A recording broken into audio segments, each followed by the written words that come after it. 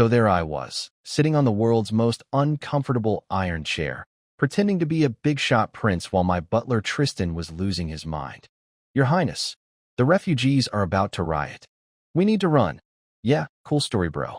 Except if I run back to the capital, my lovely new stepmom, who definitely gives poison in your soup vibes, would probably make me disappear faster than my last bag of chips on a Friday night. See, here's the thing nobody warned me about.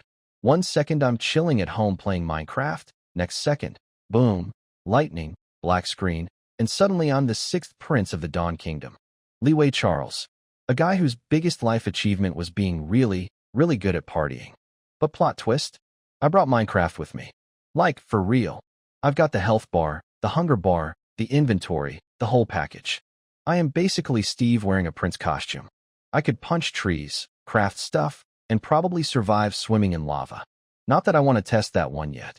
So my genius dad, the king, decided to play his own little reality show. Hey kids, I'm giving each of you a random piece of land. Whoever makes it the best in 5 years gets the throne. Some of my siblings got big fat cities with economies already rolling. Me? I got Winterfrost Town. Population, depressed. Economy, what economy? Bonus feature, monster hordes attack every season like clockwork. Thanks, Dad. Really feeling the love. Oh, and it gets better. A monster wave just destroyed a town 100 kilometers away, and now 1,000 refugees showed up at my door asking for food. My town can't even feed itself. We couldn't even pay our taxes this year. But sure, let me just pull a miracle out of my inventory. Which, actually, I can. My brain started doing that beautiful Minecraft math. Bones make bone meal. Bone meal speed grows potatoes. Coal bakes potatoes in furnaces. Furnaces need cobblestone. Cobblestone needs a pickaxe. Pickaxe needs wood. Everything starts with punching trees. I stood up from that torture device they call a chair and looked out the window at the mansion's garden. There they were, dozens of fancy, expensive, stays green even in winter decorative pine trees. Each one worth a regular family's yearly income. I grinned like a maniac. To get rich, first you punch trees. Those pretty pines had no idea what was coming. Time to punch some trees. Like a real man. A Minecraft man. I walked up to the fanciest pine tree in my garden, looked at my fist, looked at the tree, and thought, this is either going to be awesome or I'm going to the hospital. Do they even have hospitals here? Whatever. I punched it. No pain. 0. My fist went through that trunk like it was made of butter. Steve's body is absolutely broken in the best way possible. I started going full woodpecker mode. Left, right, and within a minute, the entire tree was gone. 7 logs, baby. Beautiful. Oh, and the best part?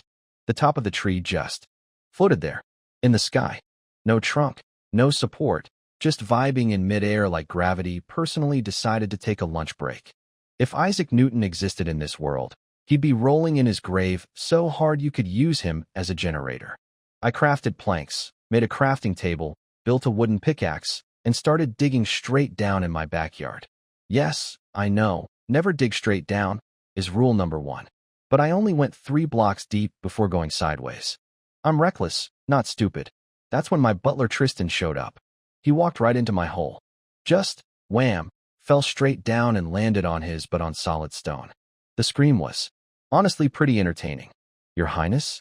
Why are you underground, mining rocks? Obviously, he stared at the dirt floating above our heads with the expression of a man whose brain was trying to file a complaint with reality. How is that not collapsing on us? Magic, I said, not even looking up. Then a cobblestone block popped out and shrank to the size of my palm before flying into my inventory. How did that rock just disappear? Magic. I pulled a spare stone pickaxe out of literally nowhere and tossed it to him. Where did that come from? Magic. I watched his face cycle through about 17 emotions in 3 seconds. Confusion, terror, more confusion, and then suddenly this creepy, tearful smile appeared. He looked at me like I was the second coming of Jesus.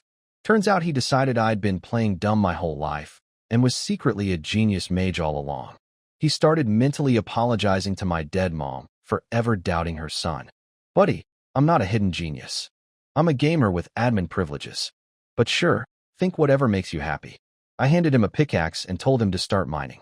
Watching him try was Painful. I was speed mining like a caffeinated squirrel, while this poor old man was swinging like he was trying to swat a fly with a bowling ball. I mined half a stack before he got one block out. And then he couldn't even pick it up properly. The block was palm-sized but apparently still weighed a ton for him. He was red-faced, veins popping, grunting like he was deadlifting at the gym, all for one tiny cube. But then, he placed it down, and it expanded into a full 1 cubic meter block, and the man nearly had a religious experience. Why, Your Highness? I can do magic too? No, Tristan. You placed a block. But you know what? You looked so happy I didn't have the heart to correct you. After mining 256 cobblestone blocks, 4 full stacks for you Minecraft veterans, I stopped and cracked my knuckles. Time to build something beautiful. Something legendary. Something that would make any Minecraft player shed a tear of pride. A 20-meter-long wall of furnaces. To bake potatoes. Back on the surface, I started cranking out furnaces on my crafting table like a madman. 8 cobblestone, boom, furnace. 8 more, boom, another one. Over and over until Tristan looked like he was watching someone perform dark magic at a kitchen counter. Which, honestly, fair. Then I built the wall. Not some boring regular wall. A glorious, beautiful, 60-furnace monument to baked potatoes. 20 meters long, 3 furnaces tall. I slapped those bad boys down in about a minute flat, while Tristan stood there looking like his soul had left his body and was currently filing a complaint with God. He contributed 3 furnaces, by the way. 3 out of 60. But the pride on his face? You'd think he built the Great Wall of China solo. Bless his heart.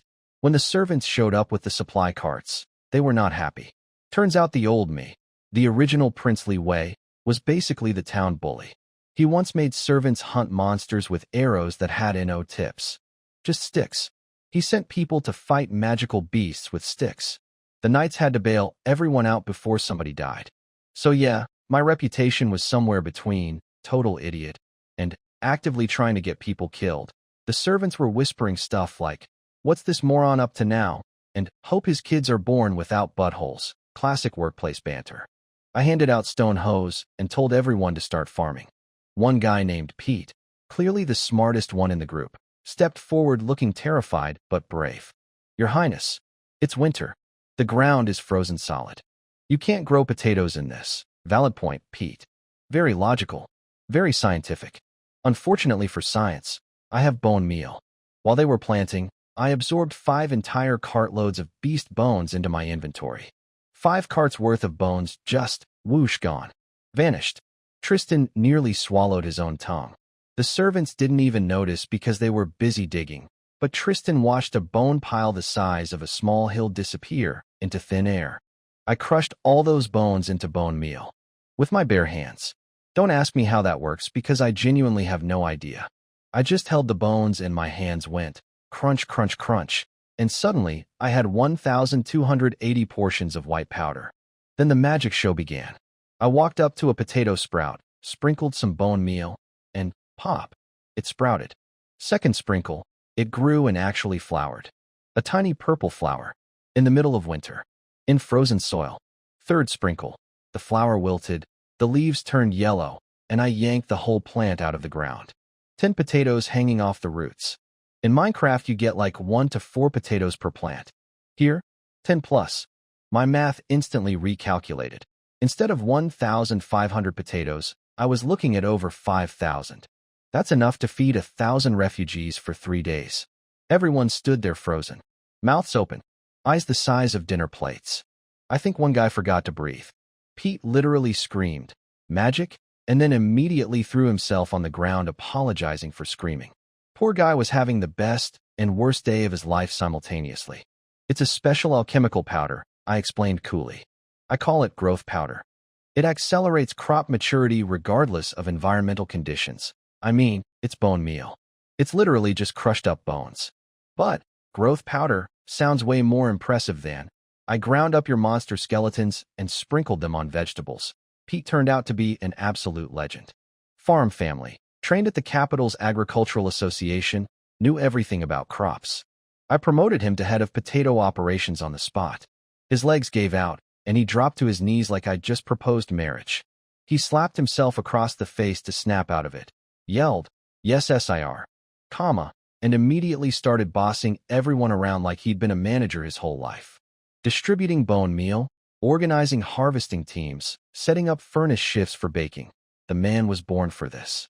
The servants who were cursing my name 20 minutes ago were now working like their lives depended on it.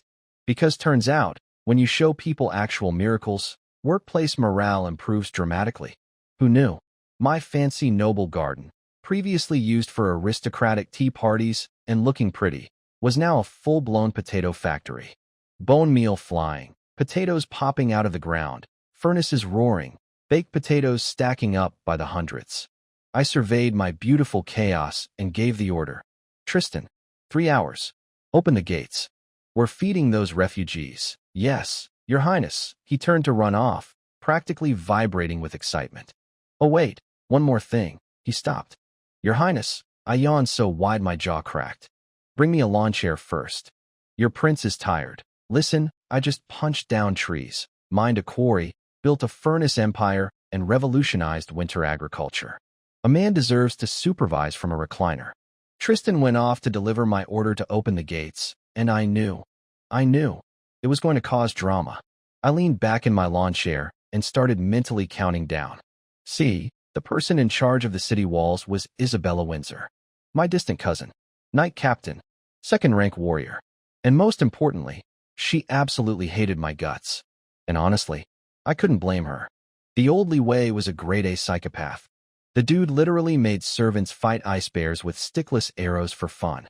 When Isabella had to jump in and save everyone, he looked bored, like she ruined his favorite TV show. This guy was treating people's lives like a mobile game he didn't even pay for.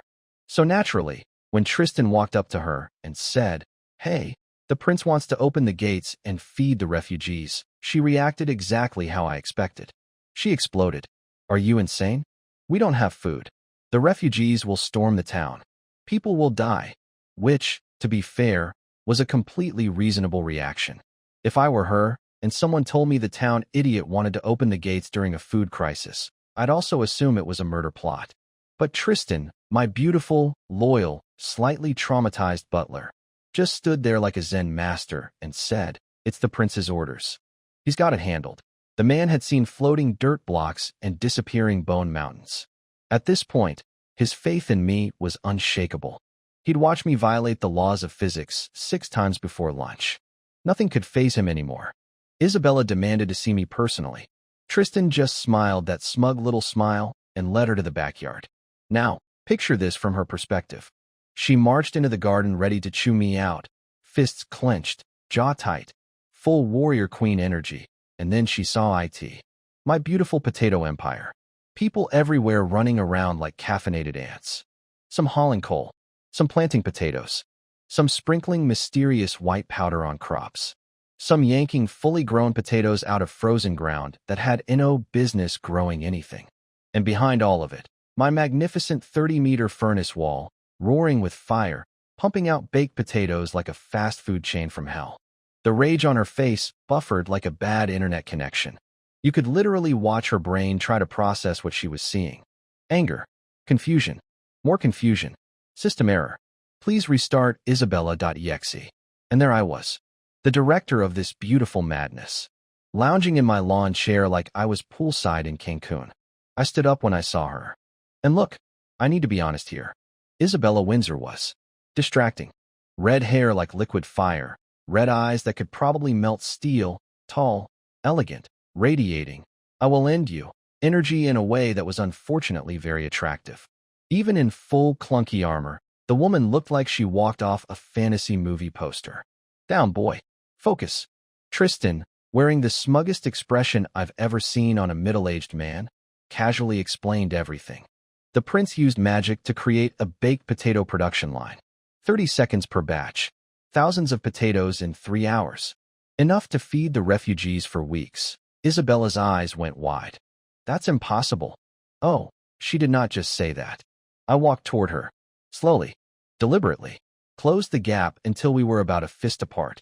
I looked straight into those fiery red eyes with the most princely expression I could manage and said, "Are you saying that your prince is a liar?" Total power move. Absolutely unnecessary. Completely dramatic. Did I practice that line in my head while sitting in the lawn chair? Maybe. Was it worth it? 100%. Isabella stared at me like I was a completely different person, which, technically, I was. But she didn't need to know that. She dropped to one knee, not because she wanted to, but because refusing a prince's order is basically treason. Even if that prince has the reputation of a spoiled toddler with a cruelty streak. Your Highness, please take back your order. There's no food. The refugees will destroy everything. Very dramatic. Very passionate. Very wrong. I didn't argue. I didn't explain. I just stepped aside and let her see. Her eyes followed the whole production line. Planting, sprinkling, growing, harvesting, baking, and I watched her brain short-circuit in real time. She actually lunged at one of my servants and snatched the bone meal right out of his hand. The poor guy nearly had a heart attack. This gorgeous warrior woman just appeared out of nowhere and stole his magic powder like a hawk grabbing a mouse. She rubbed the bone meal between her fingers, staring at the crops growing in seconds, and I could practically hear the Windows error sound playing in her head. "Where did you get this?" she yelled at the servant. The servant, shaking like a wet chihuahua, just pointed at me. The prince gave it to us?" Isabella turned to me. I gave her my best, told you so smile. Time for the grand finale. Tristan handed me a beast bone on cue. Good man, he's learning, and I crushed it into powder with one hand. Then I let the bone meal sprinkle down onto bare dirt at my feet. Flowers bloomed. In winter, on frozen ground. Little splashes of color popping up like the earth itself was applauding. I picked the prettiest red flower, looked at it thoughtfully, and said with maximum swagger, "Imagine that. Flowers in the dead of winter." Now, any more questions? She had 0 questions. She knelt again, fist over her heart, and accepted the order. 3 hours, open the gates, organize the refugees. But here's where I got really clever. I put on my most dramatic face, chin up, 45-degree angle, staring at the sky like a tortured genius in a movie, and dropped the bomb. Also, I believe there's a traitor among your knights. Her eyes went wide. Tristan's eyes went wide. This succession competition. Someone's already making moves against me. I let that sink in. The food shortage. The refugees mysteriously coming to MY town instead of closer ones. The supply convoys that never arrived. All of it screamed sabotage. Did I have proof? Absolutely not. Did I read enough novels to know exactly how this kind of political backstabbing works? You bet I did. 700 I Sky Light novels don't lie, people. Then I went full method actor. You really thought a prince with Windsor blood was just a useless playboy? Did you never wonder why I pretended to be worthless? After my mother died, Tristan started crying. Full waterworks. Decades of loyalty validated in one sentence. He was mentally screaming at my dead mom in heaven. Your son is a genius. I told you I'd raise him right. Buddy, you didn't raise me. A gaming addiction and thousands of hours of Minecraft raised me. But I appreciate the enthusiasm. Isabella was more skeptical. She'd seen the oldly way do terrible things, and honestly, those things did not look like acting.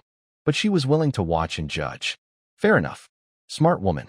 Then, because I'm apparently incapable of not being dramatic, I tucked that red flower into her hair. Red flower, red hair, red eyes. She looked like a painting. I patted her shoulder like a wise king sending off his general. Go. I trust you'll handle everything. Smooth? Incredibly smooth. Did she look slightly confused and flustered? Maybe. Was I internally high-fiving myself? Absolutely. Now, the part one didn't know about yet, but would learn soon enough. While I was playing Potato Farmer and Charming Lady Knights, my dear little brother Richard was sitting pretty in Skywinter City, the richest, most developed city in the entire northern border, sipping wine from a bone cup and orchestrating my destruction. He'd sent assassins to stir up the refugees. He'd bribed knights inside MY walls to, accidentally, open the gates during a riot. The whole refugee crisis at my doorstep? Not random. Not bad luck. It was a hit job by my own baby brother. And the cherry on top of this psychopath Sunday?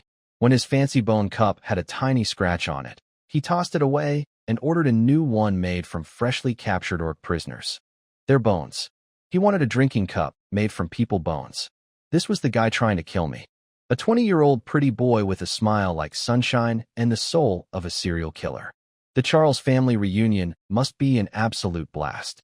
Isabella marched back to the night fortress and dropped the bombshell on her crew. We're opening the gates in 3 hours. You could have heard a pin drop. Then chaos.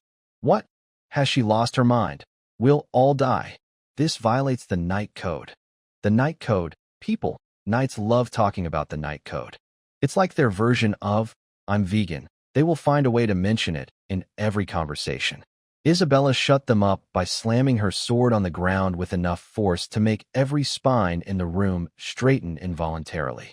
Second-rank knight energy is basically a military grade. Shut up, button. Then she hit them with the guilt trip of the century. Knight honor? What honor? Refugees are dying outside our walls every single day. Freezing. Starving. And we sit here talking about honor while doing absolutely nothing. Every knight in the room suddenly found the floor very interesting. The food problem has been solved. I've seen it with my own eyes. Dead silence. Then what? How? Did food fall from the sky? Basically, yes. But she couldn't exactly explain that her prince was punching trees and speed-growing potatoes with crushed monster bones. So instead, she drew her sword, pointed it at the ceiling, and went full epic mode. I swear on the name of Windsor, what I speak is truth. That shut everyone up instantly. Swearing on your family name is apparently the medieval equivalent of, I'll bet my entire life savings. You don't fake that. Then she added, ice cold. Anyone who questions my orders again can take it up with my sword. Metal. Literally and figuratively. Now here's where my paranoia paid off. Remember when I warned Isabella about traitors? While she was giving her big speech, she spotted a few knights exchanging weird looks. Shifty eyes. Subtle glances. The universal body language of, oh crap, this wasn't in the plan. Called it. 700 Ice Sky novels, baby. I'm basically a political thriller expert at this point. These moles, planted by my lovely little brother Richard, huddled up afterward, panicking. The plan is falling apart. We can't contact the 7th prince in time. Tell our people outside. We move early. Meanwhile, back at Potato HQ, Pete was giving me the best news I'd heard all day. Your Highness, we've got over 3,000 baked potatoes ready for the refugees. Enough for 2 days. Another 5,000 are in storage. And the production line is still running. Pete was so excited he was practically vibrating. This man had found his calling. He was born to be the CEO of my potato empire, and he didn't even know it yet. Tears in his eyes, hopping from foot to foot. I half expected him to break into a victory dance. Tristan was crying too. Of course he was. The man cries at everything now. We made it. Yeah, buddy, we made it. Where? We? Means, I punched trees and you fell in a hole. Now, I was very careful about one thing. I told everyone my growth powder was limited, that I could only produce enough for about 5,000 kilograms of potatoes per day because of magical energy limitations. Total lie. I could make bone meal until the cows came home, went back out, and came home again. But if people found out I had infinite food production, game over. Every king, prince, duke, and power-hungry psycho on the continent would be sending assassins faster than I could say, baked potato. Political Strategy 101. Look strong enough that nobody messes with you, but not so strong that everyone teams up against you. I want my rivals to think, oh, he's doing well. Not, oh God, he's a threat to the entire world order. Also, and this is the part one didn't tell anyone, I took a casual stroll through the garden to inspect the potato line. Very princely, very dignified. Actually, I was vacuuming up experience orbs. Every single baked potato had generated XP. Thousands of tiny glowing green orbs were just sitting on the ground, completely invisible to everyone else, waiting for me. I walked through them like a kid running through sprinklers. Ding, ding, ding, ding, ding, ding. Level 31. From potatoes, I leveled up 31 times by baking root vegetables.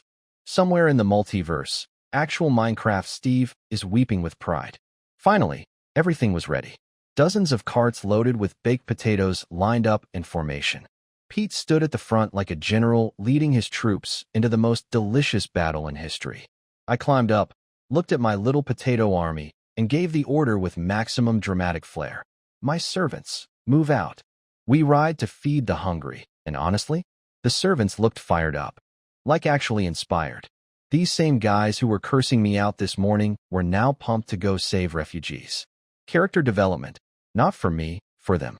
I mean, they still probably think I'm weird. But at least now I'm useful weird. We rolled out like a fast food delivery fleet from heaven. Dozens of carts loaded with baked potatoes, rolling through the streets of Winterfrost Town, and the smell. Oh man, the smell was doing more advertising than any billboard ever could. Tristan, ever the professional bootlicker, stood up on the lead cart and bellowed, "Make way. The generous and merciful sixth prince is going to feed the refugees." The townspeople's reaction? Pure, unfiltered disbelief. And honestly, fair. The old Liwei had taxed these people into the ground. Land tax, fertilizer tax, drinking water tax, housing tax, grain tax. I'm surprised he didn't charge them for breathing. Actually, knowing this guy's track record, he probably considered it. Breathing tax. 2 copper per inhale. Exhale is free on Sundays. So when Tristan announced I was being charitable, every single person on the street looked at each other like someone just told them pigs learned to fly. They followed the carts anyway, though. Because even if nobody believed me, everybody loves watching a train wreck. Meanwhile, up on the wall, Isabella was handling my little traitor problem. 4 sneaky knights were creeping along the battlements like the world's worst ninja squad. Isabella appeared behind them like a horror movie villain. Going somewhere, they turned around and nearly soiled their armor. She was dragging their unconscious lookout behind her with one hand like a sack of laundry. "How did you know about us?" they sputtered. The prince figured it out. Impossible. That idiot couldn't figure out how to. They never finished that sentence because Isabella's sword erupted with solid red battle energy, and she cut off the signal guy's hand from across the room. Just whoosh, hand gone. Flag gone. Plan gone. The other 3 knights looked at each other, looked at the hand on the floor, looked at Isabella's glowing sword, and did the bravest thing they could think of. They dropped their weapons and surrendered instantly. 0 hesitation. 0 honor.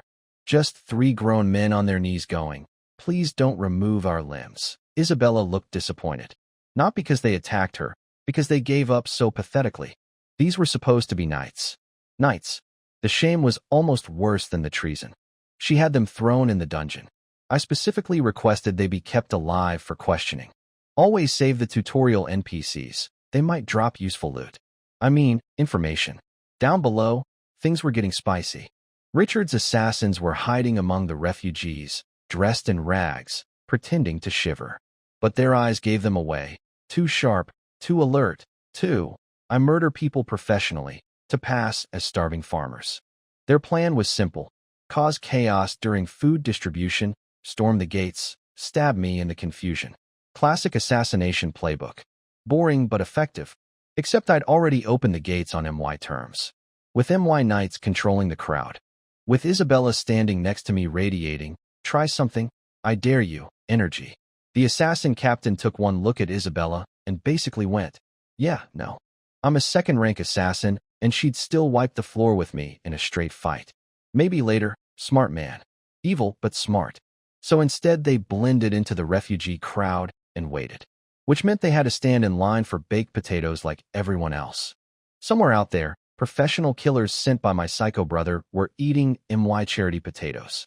The irony was delicious, pun absolutely intended. The food distribution went beautifully. Knights kept order. Everyone got their share. The refugees were sobbing while eating. Full-on ugly crying into baked potatoes. Some of them had been surviving on grass and dirt for days. An actual hot meal was basically a religious experience for them. It's so good. Sob so good. Sob sob, I'm not going to lie. Watching 1,000 starving people finally eat a warm meal. It hit different. Like, this was real. These weren't NPCs. These were actual human beings who were dying yesterday and eating today because I punched some trees and crushed some bones. I stood on the wall looking down at all of it and just smiled. Tristan turned to hit me with another round of flattery. "Your Highness will surely win the succession," but then he stopped mid-sentence. He was staring at my face. Now, Tristan has been a royal butler for 50 years. He's seen every powerful person smile. Political smiles, greedy smiles, I just conquered a province smiles. He's cataloged them all. But mine was different. I wasn't smiling because this helped my political position. I was smiling because 1,000 people weren't going to die tonight. And apparently, according to Tristan's suddenly watery eyes, I looked exactly like my mother when I did it. the Windsor Queen, a red-haired woman who apparently spent her life trying to help common people before someone killed her for it. Tristan had served her when he was young, a nobody farm worker's kid with big dreams and no opportunities. She'd given him a chance. And now her son, well, the guy wearing her son's face, was standing on the same wall, feeding the hungry, smiling the same smile. I had no idea about any of this backstory, obviously. I just turned to Tristan with my goofiest grin and said, "Hey, old Tristan, I did something pretty awesome today, right?" The old man's nose went red. He laughed twice, way too loud, way too forced, clearly trying not to cry. Then he put his fist over his heart and said, with zero bootlicking for possibly the first time in his career, "Yes, you did, my prince. No flattery. No exaggeration. Just real respect." Next to us, Isabella quietly looked down at the rose and thorn crest on her armor, the Windsor family symbol. Something flickered in those red eyes of hers. Then it was gone. She didn't say a word. But she didn't need to. I think today was the day I stopped being the waste prince in at least two people's eyes. Not bad for a guy whose biggest qualification is 1,000 hours of Minecraft. News travels fast in a small town. Within an hour, half the population, over 2,000 people, showed up at the town square to watch me feed refugees. Winter entertainment options are limited, apparently. No Netflix, no TikTok, just, let's go watch the idiot prince do something weird. Their reactions were gold. Is he actually doing something good? Must be possessed by a demon. Oh dear God. If it is a demon, I hope it stays. That's right. My reputation was so bad that people would literally prefer demonic possession over the real me. The old Li Wei had taxed these people on everything. Land tax, water tax, fertilizer tax, grain tax, housing tax. I'm genuinely shocked he never invented a looking at the sky tax. These people had every right to hate my guts. Their biggest fear? That I'd confiscate their food to feed the refugees. Which, classic old Li Wei move, honestly. The townsfolk's attitude was basically, do we want to help the refugees? Sure. Do we want to use our food? Well, when you put it that way, those refugees aren't really our problem, are they? Blame the monsters, not us, humanity. Beautiful. Consistent across every universe. But I had bigger problems to deal with. Isabella had caught the traitor knights, and now it was interrogation time. The dungeon was actually not that bad. I was expecting dripping water, rats, chains rattling, the whole horror movie package. But it was just cold and dry. Turns out when your town is below freezing 24/7, even your dungeon can't manage to be properly damp. Even the moisture gave up on this place.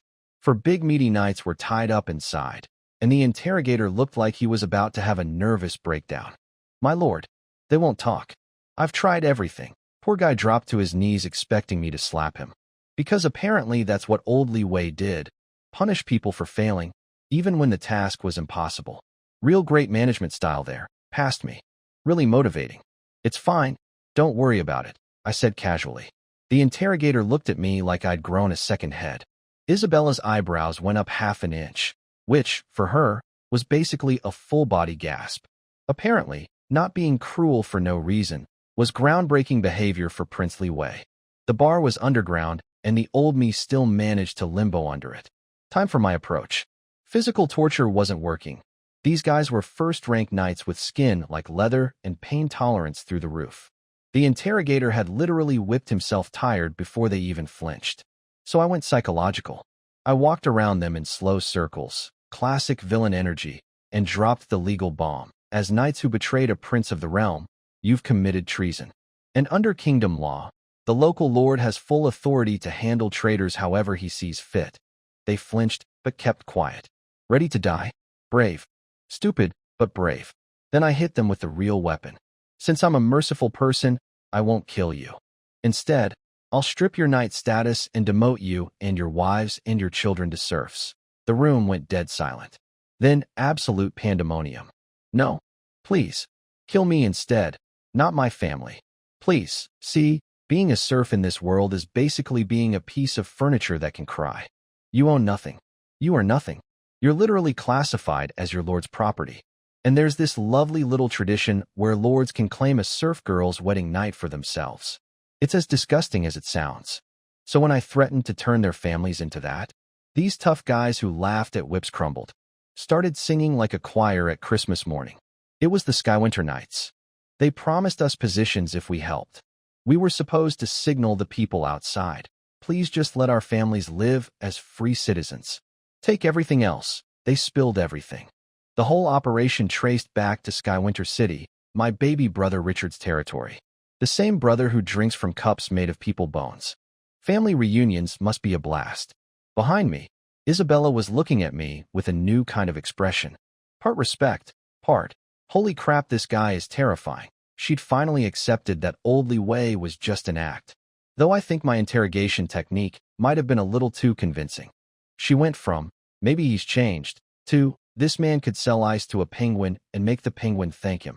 Here's the thing though, I was never actually going to enslave their families. I think the whole serf system is garbage, and I plan to abolish it entirely once I'm powerful enough. You don't need slaves when you have a system that lets you generate infinite resources by punching rocks. But they didn't need to know that. I sentenced the 4 knights to death. Treason is treason, but ordered their families to be demoted only to commoners, banned from politics and business for 3 generations. The knights literally thanked me through their tears. "Your mercy cleanses our dirty souls." Yeah, you're welcome. I just condemned you to death and you're grateful because your kids won't be furniture. This world's moral compass needs a serious recalibration. After the executions, Isabella confirmed what I already suspected. The relief supplies were supposed to come from Skywinter City, the 7th Prince's territory. They never arrived.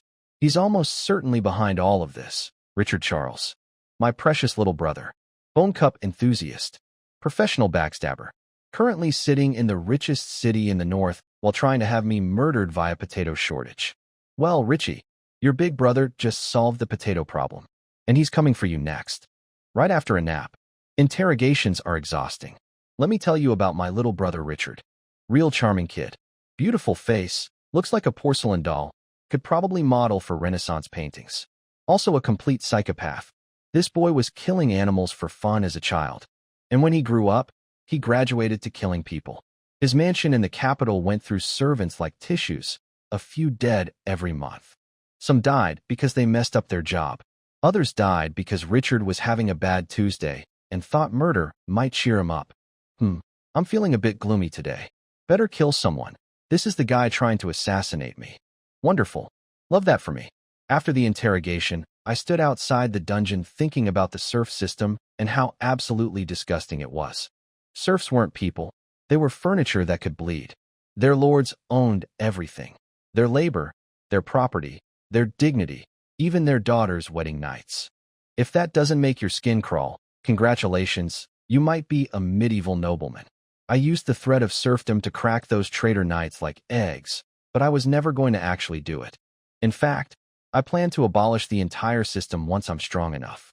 Not because I'm some saint. I fully intend to live like a king with all the luxury and companionship that comes with it. But there's a baseline, you know? People should at least get to live like people. Revolutionary concept, apparently. The nobles on Earth didn't get it either. Rich people are the same in every universe. Something weird happened after that, though. Isabella got quiet. Not angry quiet or suspicious quiet, just soft. Like someone flipped a switch inside her. I caught her looking at me differently. Less, "I want to stab you," and more, "Maybe you're not garbage after all." Then she casually dropped, "There are definitely assassins hiding among the refugees." "Obviously," I said. She blinked. "You're not surprised?" "Surprised? My brother literally thinks the only good sibling is a dead sibling. Of course he sent assassins." She got this haunted look in her eyes. "Welcome to royal family dynamics, Isabella. We don't do game nights. We do murder plots." This whole situation made me realize something important. I needed to stop being weak. I had the Minecraft system, sure, but right now I was a builder, not a fighter. There were assassins lurking in my town, and my combat strategy was basically, hope Isabella is nearby. So I made a decision. "Isabella, I need you to be my sword training partner." She looked up at me like I'd asked her to teach a goldfish to dance. "Your Highness, I'm a second-rank knight. You're a mage. I could literally send you flying with one swing. I'll be fine. Trust me." She clearly did not trust me on this, but she agreed. I could see her mentally planning to use about 2% of her strength so she wouldn't accidentally launch me into orbit. Little does she know about Steve's body. But we'll get to that surprise tomorrow. For now, I had a housing crisis to solve. 1,000 refugees were sitting outside in below-zero weather, and just pitch some tents wasn't going to cut it. People would freeze to death every night. I didn't save them from starvation just to let them become popsicles. Isabella suggested splitting them into townspeople's homes. I shut that down immediately. Historically, that ends with someone getting murdered over bread portions. Hard pass. Then what?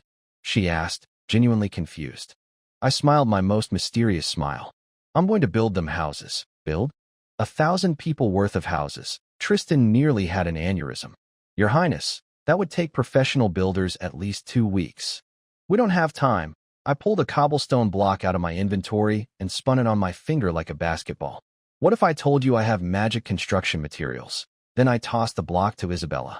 The instant it hit her hand, her arm dipped like I'd thrown her a bowling ball. Why is this so heavy? Her face was priceless. This little palm-sized cube weighed dozens of pounds for her. Meanwhile, I'd been casually flipping it around like a stress ball. I could see the gears turning in her head as she recalculated my physical strength. Just place it on the ground, I said. She touched it to the floor, and boom, full cubic meter of stone appeared out of nowhere. She jumped backward and grabbed her sword. Almost drew it on a rock. The great knight Captain Isabella Windsor, slayer of monsters, nearly attacked a piece of floor. Tristan, who went through the exact same reaction earlier, was standing behind her trying not to laugh. The smugness radiating off that old man could power a small city. I was enjoying this way too much. Scaring pretty night girls with magic rocks is apparently my new hobby. Then a thought hit me. Wait, before I transmigrated, I was 27. But this body is 18. Isabella is in her early 20s. So when I think, cute girl, about her reactions, I'm not being a charming older guy. I'm being a teenage boy trying to act smooth. That realization was deeply uncomfortable, and I immediately decided to never think about it again.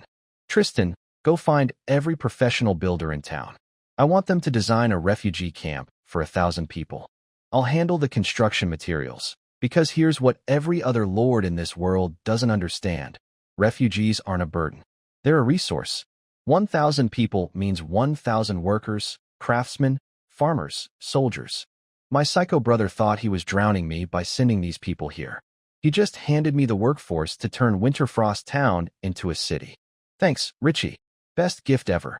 The Bone Cup drinking maniac accidentally speed-ran MY development arc. After Tristan left, Isabella apologized for nearly attacking a rock. Very professional. I told her not to worry about it. Honestly, watching a trained killer almost draw her sword on a stone cube was the highlight of my week. But I had a point to prove. She still thought sparring with me would be like fighting a paper bag, so I walked up to that cobblestone block, 1 full cubic meter of solid stone reaching up to her waist, and just started punching it. Your Highness, you'll hurt your 10 seconds. That's how long it took me to reduce a cubic meter of rock into gravel with my bare fists. No pain, no scratches, not even a sore knuckle. Just me standing there with a pile of rubble at my feet, and Isabella looking like someone had just divided by 0 in front of her. You punched through solid stone. Yeah? With my hands. Welcome to the Steve experience, baby. She couldn't process it. She could do the same thing, sure, but she was a second-rank knight with years of breathing technique training and battle energy reinforcement. I had no battle energy. No special techniques. Just raw. I'm literally made of blocks, energy that she couldn't even detect.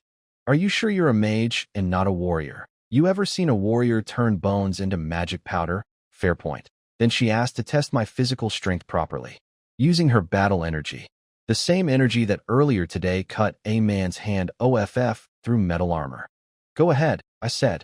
She took my hand gently, very polite, very proper, very aristocratic, and started channeling her red battle energy into me. Now, quick sidebar. Isabella's hands were incredibly soft, like baby skin soft. This woman has been swinging swords since she was 10 years old, and her hands felt like she'd never touched anything rougher than silk. Apparently, when knights hit second rank, their body heals so completely that even old calluses and scars disappear. This world's power system has skincare benefits? Best magic system ever. Anyway, she started gentle. The battle energy wrapped around my arm honestly, like a nice massage. Warm, tingly, pleasant. I smiled. She looked at me like I was insane. Does it not hurt? Nope. Feels kinda nice actually. Nice? Apparently. This same energy makes first-rank knights feel like they're carrying hundreds of pounds. Every night in Winterfrost's order crumbles under Isabella's battle energy test. And I was sitting here basically getting a spa treatment. She cranked it up. More energy. More. I went from gentle massage to deep tissue massage, even more relaxing. She pushed it to her absolute controllable limit. The maximum she could output without risking it going out of control. It felt like a really good back rub. When she finally pulled the energy back, I actually looked disappointed. Ah, it's over already? That was great. The expression on her face was a cocktail of confusion, disbelief, and existential crisis. She'd just hit me with everything she safely could, and I'd enjoyed it like a day SBA. Your physical durability is at second-rank knight level. At least. How? She asked, clearly struggling. I shrugged. Guess I'm just built different, literally. I'm built out of blocks. But she didn't need to know that. After she left the room, still standing guard outside the door like the professional she was, I needed to test something important. Something I'd been wondering about ever since I figured out I had Steve's body. In Minecraft, your character never loses limbs. You take damage, sure, but nothing gets cut off. You're one solid unit until your health hits 0. I pulled out the letter opener from my desk. Fancy little knife. Sharp enough. Deep breath. I sliced my own finger. Pain. Yes, a little sting. My health bar dropped from 20 to 19. But my finger? Completely fine. No cut. No blood. Nothing. And then, within seconds of just breathing normally, my health ticked back up to 20.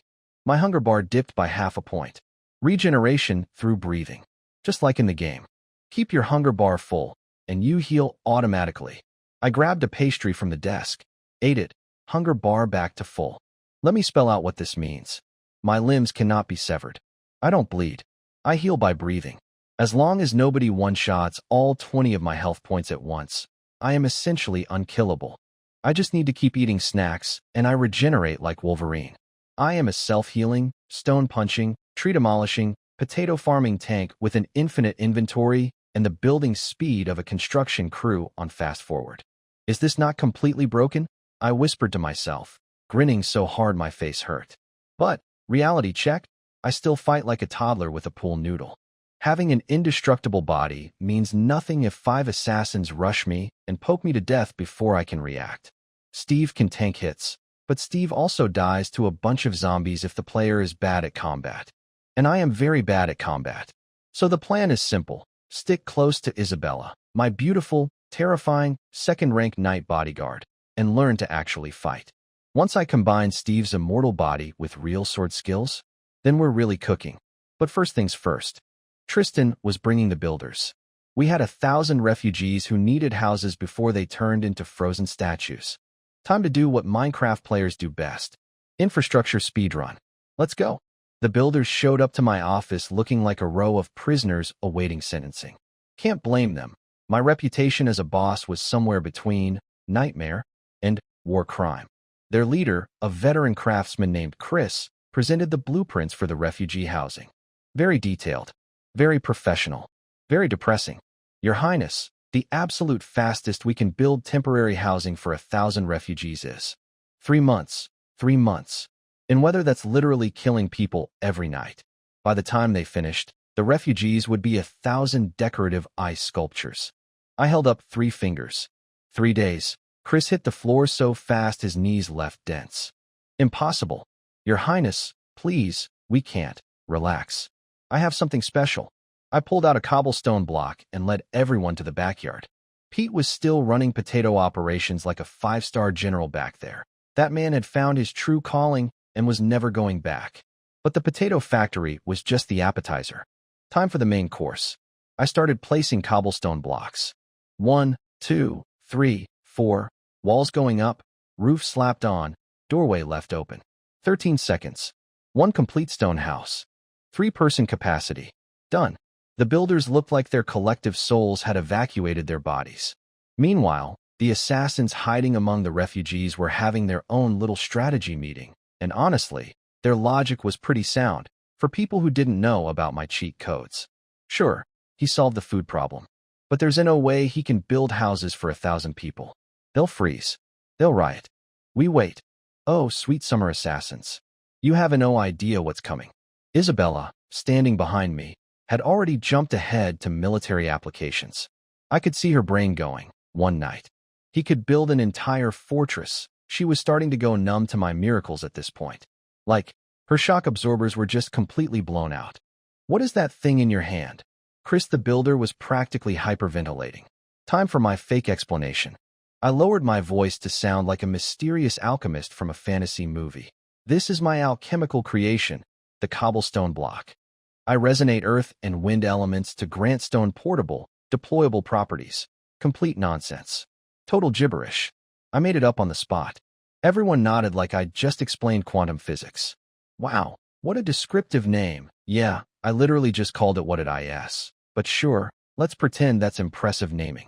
I passed a block around. The builders could actually handle the weight. Turns out their builder profession gave them physical buffs for construction work. This world has class bonuses for manual labor. Even the job system here is pay to win. They were cradling that cobblestone block like it was a newborn baby. Faces full of wonder. One guy looked like he was about to cry. These men had spent decades stacking bricks by hand, and I'd just shown them the construction equivalent of replacing a horse with a Ferrari. Chris placed his first block. Boom! Full cubic meter of stone. His face went red with excitement. Within minutes, the whole crew had copied my design and built a matching house. This will change everything, they shouted. Yes, it will. But first, my everything. So, I said, if I give you enough cobblestone blocks, how fast can you build all the refugee housing? Chris's eyes went wide. Then he puffed out his chest with the confidence of a man who'd just been handed a cheat code to his entire career. Your Highness, you underestimate us. If materials aren't a problem, one day, on my guild's honor, his math was beautiful. 10 workers per house, 10 minutes per house, 200 workers, 10 hours, 120 houses, 10 refugees per house. Done. 1,000 people sheltered before the next sunset. I gave them 300 cobblestone blocks to start, told them to get the rest from the quarry the normal way, and sent them off. Chris marched out of my office like a man reborn. He wasn't just building refugee shacks. In his mind, he was pioneering the future of architecture. And those assassins sitting in the cold, smugly waiting for the refugees to freeze and riot? They were about to have the worst surprise of their miserable careers. Before the building started, I took a little field trip to the quarry with Isabella. Originally, I just wanted the workers to use my stone pickaxes to mine cobblestone blocks. But then I touched some of their already mined regular stones and thought, what if I absorbed them into my inventory? They turned into cobblestone blocks automatically. I can convert raw materials just by touching them. My inventory doesn't care what shape or size the stone is. It just goes, beep boop, that's a block now. I absorbed entire mountains of stone stockpile. Years of quarry output, gone in seconds, replaced with neat, organized stacks of cobblestone blocks. The quarry manager watched his entire warehouse vanish and then reappear as perfect cubes, dropped to his knees, and started praying. Just full on, oh God, religious awakening right there on the quarry floor. Isabella, who I thought was getting used to my nonsense by now, was quietly upgrading her estimate of my power level in her head. I could practically see the mental calculator. Second rank? No third. Fourth? He might be a transcendent. She even started wondering if I actually needed her protection. Which, yes, Isabella, I do, because knowing how to absorb rocks doesn't help when someone's stabbing me in my sleep. Different skill sets, people. I also quietly pocketed 5 stacks of iron, or while I was there. Time to upgrade from Stone Age to Iron Age. Swords, armor, shields, the full loadout. A man needs accessories. Back at the refugee camp, Chris the Builder made his big announcement. By order of the most merciful princely way, 100 stone houses will be built within 1 day. The crowd's reaction was, let's call it, spirited skepticism. 1 day? Is he high? 3 months wouldn't be enough? If they finish in 1 day, I'll lick the mud off the prince's boots. Hey look, a flying cow up there. Laughs everywhere. The townspeople thought it was the funniest joke they'd heard all winter. The refugees wanted desperately to believe it, but couldn't. Then the workers started placing blocks. One by one. Click, click, click. Walls rising out of nothing. A complete stone house in 10 minutes. The laughter stopped real fast. My God, that refugee house is sturdier than my house. Where's the bootlicker guy? Someone find him. Can I apply to live in the refugee camp? The free citizens who'd been paying my ridiculous taxes were now jealous of homeless refugees. The irony was so thick you could build a house out of it. Which, coincidentally, I was already doing. The refugees? Absolute waterworks. Again, these people had been living in shacks made of sticks before they even became refugees. Now they were getting solid stone houses with actual walls and roofs. 10 people per house, sure, but they'd been cramming 7 or 8 into wooden sheds their whole lives anyway. This is real? For US? Chris nodded. The merciful Lord Li Wei invites you to stay. Become citizens of Winterfrost Town. Long live Lord Liwei. Praise the Lord. May the Dawn God bless him. 1,000 people chanting my name. Not gonna lie, that felt pretty incredible for a guy who was playing Minecraft in his pajamas like 48 hours ago. Now, the assassins. Oh, the poor assassins. These guys have been sitting there smugly thinking. Sure, he fed them. But he can't build houses. They'll freeze. They'll riot. We wait. Then I built houses. Sure, he fed them and housed them. But, their captain's face went completely dark. Every single crisis he was counting on, starvation, exposure, riots, I'd solve them all before dinner. His entire multi-step assassination plan had been speedrun demolished by a teenager with building blocks. They were stuck inside the refugee camp with night patrols everywhere, surrounded by grateful people who would absolutely rat them out if they tried anything suspicious. Their window was closing fast, so they made the desperate call, tonight. All or nothing. Sneak into the Lord's mansion. Kill me in my sleep. The foot soldiers were nervous, rightfully so. Most of them were first-rank nobodies, and Isabella alone could wipe them out like crumbs off a table. But their captain had an ace up his sleeve. Relax, boys. I've got a third-rank magic scroll. Summons a water elemental. That thing can keep Isabella busy while we handle the prince. 100 gold coins worth of scroll. Originally, he'd planned to save it. You know, for retirement or whatever assassins spend money on. But dead men can't shop, so out it comes. The assassins got fired up. With a third-rank summon distracting Isabella, killing little old me would be easy, right? They were already mentally competing over who'd get to chop my head off first for the bonus reward. Their captain watched them bicker and quietly thought, these greedy idiots. I'll deal with them after the mission. Teamwork makes the dream work, folks. Meanwhile, I was back at the mansion, completely unaware that tonight was going to be very, very interesting. But hey, I had iron ore to smelt, armor to craft, and a sword to forge. Steve doesn't go to bed without his gear. Let's see who surprises who tonight. While the construction crew was speed-running a housing project outside, I was in the backyard doing something equally important, becoming a walking tank. Iron smelting time. I shoved ore into the furnaces and watched the progress bars fill up. When the first iron ingot popped out, perfectly shaped, perfectly pure, perfectly identical to every other ingot, I got a nice little achievement notification. Achievement. Getting an upgrade. The ingots came out of the furnace and arranged themselves in a neat little row. By themselves. Automatically. I'm starting to think there's a tiny butler living inside each furnace. Tristan picked one up, and his eyes nearly fell out of his skull. This is the purest iron I've ever seen in my life. Weapons made from this would cut through steel like butter. Isabella nodded. I've been to the capital. Even the royal blacksmiths don't have iron this pure. Your Highness, Tristan sighed heavily. Exactly how many secrets are you still hiding from us? Oh, buddy, you have no idea. But instead of answering, I just started slapping iron ingots onto my crafting table. Helmet, done. Chestplate, done. Leggings, done. Boots, done. Isabella watched raw metal rearrange itself into finished armor in about 3 seconds and immediately questioned her own reality. She rubbed her eyes. Then she pinched her own face. Hard. Like she was trying to wake up from a dream. Tristan, who'd already seen me craft stone pickaxes, tried to play it cool. It's just his alchemy magic. Nothing surprising. But then his neck stretched forward like a giraffe, and his eyes went huge. Even with mental preparation, Watching a full suit of armor materialize from iron bars hits different. A professional blacksmith takes 2 weeks to forge one set of armor. I did it in the time it takes to sneeze. Then I made the iron sword and shield. Iron sword was classic, 2 iron ingots, 1 stick.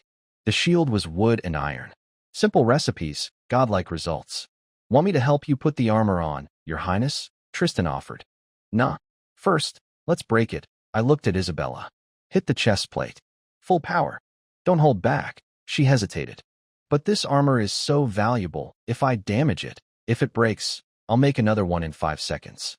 Go wild. She wrapped her fist in red battle energy, the same energy that cuts through steel and bone, and threw a full power punch at my iron chest plate. The chest plate went flying 10 meters across the garden. Tristan jogged over, picked it up, and froze. There's not a single dent. What? Isabella snatched it from him. She turned it over, examined every inch. Not a scratch, not a mark, not even a scuff. She just hit it with enough force to shatter solid rock, and this thing looked factory new. I was the only one who knew why. My HUD showed iron chest plate 239 240ths. 1 durability point lost. And in Minecraft, armor looks completely perfect until the very last durability point breaks. So until someone hits this thing 240 times with second-rank night power, it's going to look brand new every single time. Minecraft durability mechanics are absolutely broken in real life. I love it. Next, sword test. I swung the iron sword at a stone and sliced it clean in half like warm cheese. Tristan, magnificent blade. Isabella, it rivals my own sword. And mine has magical enchantments. An iron sword I crafted in 2 seconds from a stick and 2 metal bars rivals an enchanted knight's weapon. Wait until I get to diamond. Or netherite. These people aren't ready. Now the fun part. The shield. In Minecraft, this janky little wooden shield with an iron trim does something absolutely insane. It blocks 100% of all frontal melee damage and makes you immune to projectiles. It's conceptually broken. A wooden plank that negates everything. Isabella, hold this shield. I'm going to hit you with the iron sword at full strength. She took the shield, but looked at it like I'd handed her a napkin. This thing was mostly wood. She'd just watched my sword cut through solid rock. She was mentally preparing to dodge. I swung. Full power. Iron sword meets wooden shield. Nothing happened. No impact. No vibration. No sound. Isabella didn't even feel it. The sword's unstoppable force just vanished. The shield didn't have a scratch. Her face went through approximately 19 emotions in 2 seconds. That's wood. Your sword cuts stone. How? Tristan was physically holding his own jaw up. I just smiled. Watching these two lose their minds over basic Minecraft game mechanics had become my favorite hobby in this entire world. It never gets old. Every item I pull out is a new existential crisis for them. I collected everything back into my inventory, yawned dramatically, and stretched. All right, I'm tired. That's enough for today. They both looked like they had about 47 follow-up questions, but I was the boss, so they swallowed them all. I headed to bed feeling pretty good about myself. Full iron armor. Iron sword that cuts stone. A shield that blocks everything. Steve body that can't be dismembered. Health that regenerates by breathing. Bring it on, assassins. As darkness fell over the mansion, I had no idea just how soon I'd get to test all of this. Uninvited guests were already on their way. Bedtime. Finally. After the most insane first day of my new life.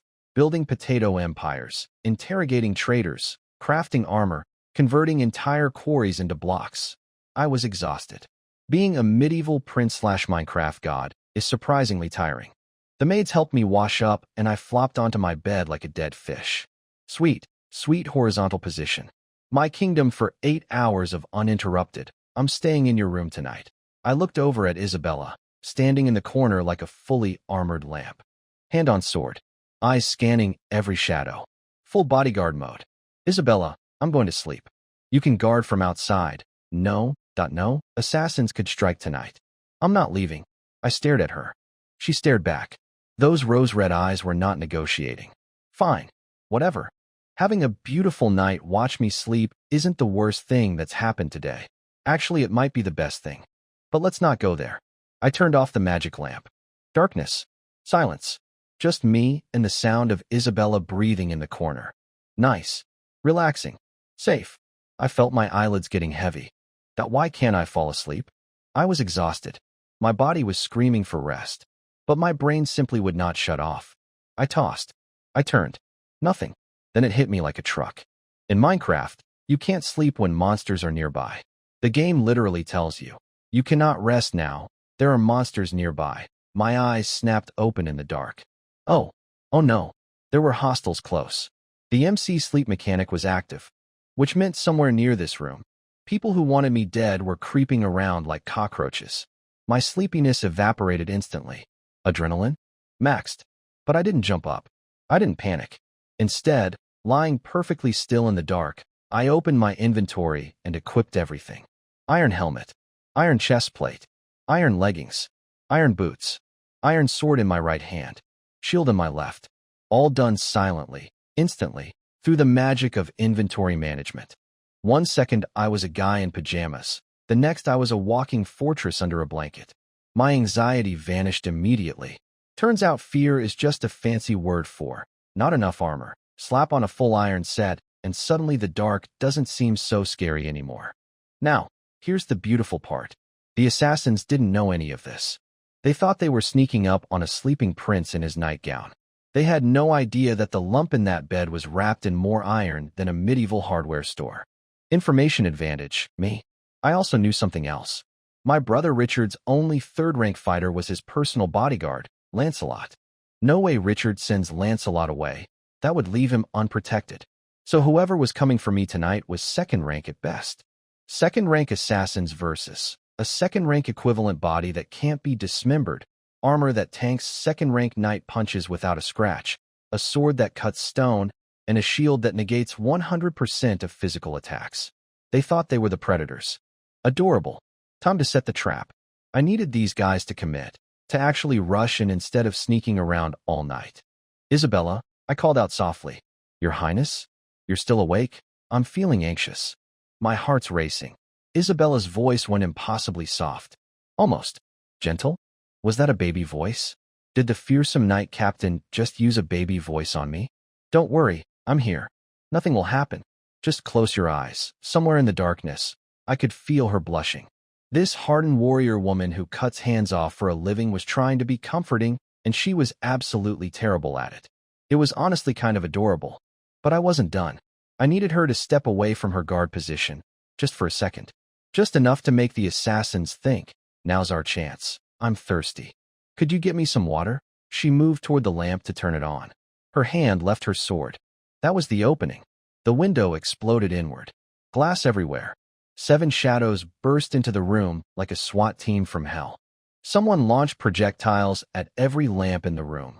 Crash, crash, crash, plunging everything into total darkness. Only moonlight remained. 7 silhouettes. 7 killers. 6th prince. Time to die. They rushed my bed. All of them. Sprinting at the helpless sleeping prince in his jammies. Isabella erupted. Red battle energy ignited across her body like she'd caught fire, lighting up the room in crimson. Enemy attack. Your Highness, get down. Oh, I wasn't getting down. I was getting up. And these 7 idiots had absolutely no idea what they just walked into. The assassins came through the window like a budget action movie. Glass everywhere, 7 shadows. All the lamps smashed at once. Very dramatic, very theatrical. 0 stars for subtlety. 6th prince. Time to die. They rushed my bed expecting a scared boy in pajamas. Instead, a full Iron Knight sat up and threw off the blankets like a horror movie monster. The look on that first assassin's face. Priceless. His little knife went T-A-N-K against my iron chest plate, and I swear his soul left his body half a second before his actual body did. One swing of my iron sword, done. Gone. Meeting his ancestors. Your Highness? Are you okay? Isabella sprinted over. I casually pointed at the corpse next to me. I'm fine. This guy, though? Not so much. Isabella stared at me. Full armor, sword, shield, standing on my bed like an action figure. And I could physically see the question mark floating above her head. She'd been in the room the whole time. She never saw me put any of it on. Because inventory equipping is instant and silent, baby. The ultimate sleepover trick. No time to explain, though. The remaining 6 assassins regrouped. Wasn't he supposed to be useless? Just rush him. It was a lucky shot. 6 versus 2. 5 jumped Isabella while 1 came for me. Bad decision, buddy. He stabbed. I raised my shield. His blade hit the wood and just stopped, like he'd poked a mountain. Then I swung back. Nothing fancy, just a big, honest, caveman swing. His dagger came up to block. His wrist shattered on contact. Turns out when you block a sword that cuts stone, wielded by a body with second-rank knight strength, your bones simply file for divorce. My sword went through him like he was made of warm butter. 2 down. The remaining assassins suddenly looked very sober. Meanwhile, Isabella stopped holding back. Without needing to babysit me, she went full unleashed mode. First-rank technique, valiant strike. 2 assassins deleted in 1 swing. The last 3 tried to run. Keyword, tried. Second-rank technique, triple slash. 3 cuts. 3 bodies. 3 seconds. Isabella didn't even break a sweat. She killed people the way most people open mail, efficiently, without thinking, slightly bored. Note to self, definitely learn sword skills from this woman. If I'd fought those 5 simultaneously, I'd still be awkwardly swinging at air. Nice work, Isabi. A shadow appeared between us. Out of nowhere. I didn't hear him, didn't see him, didn't sense him. He just materialized like a ghost between me and Isabella, holding a dagger that radiated, I am not a normal knife, energy. My neck went ice cold. Second-rank assassin, Isabella shouted. Get back. The assassin captain. The real deal. He chuckled like a movie villain. Finally, those glory-hogging idiots are dead. Now I can take your head myself. Then he pulled out his trump card, a 3rd-rank magic scroll. The thing unrolled, and boom, a massive water elemental materialized in the hallway. A living wave of liquid destruction, transparent and shifting and absolutely disgusting to fight. It immediately body-slammed Isabella and every servant rushing to help, including poor Tristan, who got washed down the stairs screaming, "Stop squishing this old man." The water elemental parked itself in the corridor like a sentient tsunami bouncer. Isabella hacked at it with her sword, but it just splashed and reformed. Splashed and reformed. Physical attacks meant basically nothing to this thing. She was stuck, which meant I was alone, with a second-rank assassin. In a dark room. He blurred. I barely got my shield up in time. Bang, bang, bang. 3 hits blocked. But he was fast. Way faster than me. My shield caught most of it, but he slipped through once. HP -2. Current HP, 1820. The iron armor ate most of the damage. And then, 2 breaths later, HP 1. HP 1. Current HP, 20/20ths, full health. From breathing, the hunger bar ticked down half a notch. Cost of immortality, 1 snack. I swung at him. Missed. Swung again. Missed. He was dodging everything like a greased cat. Such pathetic swordsmanship, he sneered, dancing around my attacks. How do you expect to beat me? He was right. My sword skills were garbage. He was carving me up little by little, enjoying himself, savoring the feeling of bullying a prince. Big mistake. He was so busy being smug that he forgot something important. I'm not just a swordsman. I'm a Minecraft player. I switched to cobblestone blocks. He charged at me again, full speed, dagger gleaming. At the last second, I slapped a cobblestone block right in his path. 1 cubic meter of solid stone appeared out of thin air at shin height. He ran into it at full sprint. The crack of his shin hitting stone echoed through the room. His face went from, "I'm going to kill you," to, "Ah, my leg," in 0.2 seconds. I lunged with my sword. But this guy, even with a bleeding, possibly broken shin, twisted his body at some impossible angle and dodged the killing blow. Are you serious? You're a cockroach, dude. A human cockroach. Fine. Plan B. I jumped. Placed a block under my feet midair. Jumped again. Block. Jump. Block. Jump. Block. Pillar jumping. The most basic Minecraft survival move in the book. In 3 seconds, I was standing on a 5-block-tall pillar, my head almost touching the ceiling, looking down at the assassin captain like he was a bug. He stared up at me, blood dripping from his shin, dagger in hand, brain clearly trying to process what just happened. I looked down at him with the smuggest grin in the history of 2 worlds, wiggled my finger in a "come here" gesture, and said, "Come on then. Kill me. I dare you." The assassin captain stared up at me on my pillar like a cat watching a bird on a telephone pole. His brain was visibly buffering. What? What I asked this? Are you an earth mage? Where's your spell chanting? Buddy, I don't need chanting. I need blocks. He tried to parkour up the pillar. I'll give him credit. The man could wall run like a ninja. But the second he got close, I swung my sword with everything I had. It hit his dagger like a freight train. Steve's strength sent him flying off the pillar and crashing back to the ground. His arms were shaking. His face was pure confusion. I wiggled my finger at him again. "This is what you brought to assassinate a prince." He lost it. Started throwing daggers at me like an angry carnival performer. And honestly, his aim was perfect. Every single knife targeted a vital spot. Professional-grade murder throws. Too bad I had a wooden shield that's conceptually immune to all projectiles. Tink, tink, tink, tink. Every knife bounced off like rubber balls hitting a brick wall. And while he was throwing his entire arsenal at me, I casually pulled out a baked potato and started eating it. Not to taunt him. I genuinely needed to refill my hunger bar from the healing earlier. But from his perspective, his target was standing on an impossible stone pillar, blocking every attack with a wooden shield, and snacking during an assassination attempt. I took a big bite. Delicious. I'm going to cut your head off and kick it into the river. Now we had a problem. A hilarious, stupid problem. He couldn't reach me. I couldn't hit him.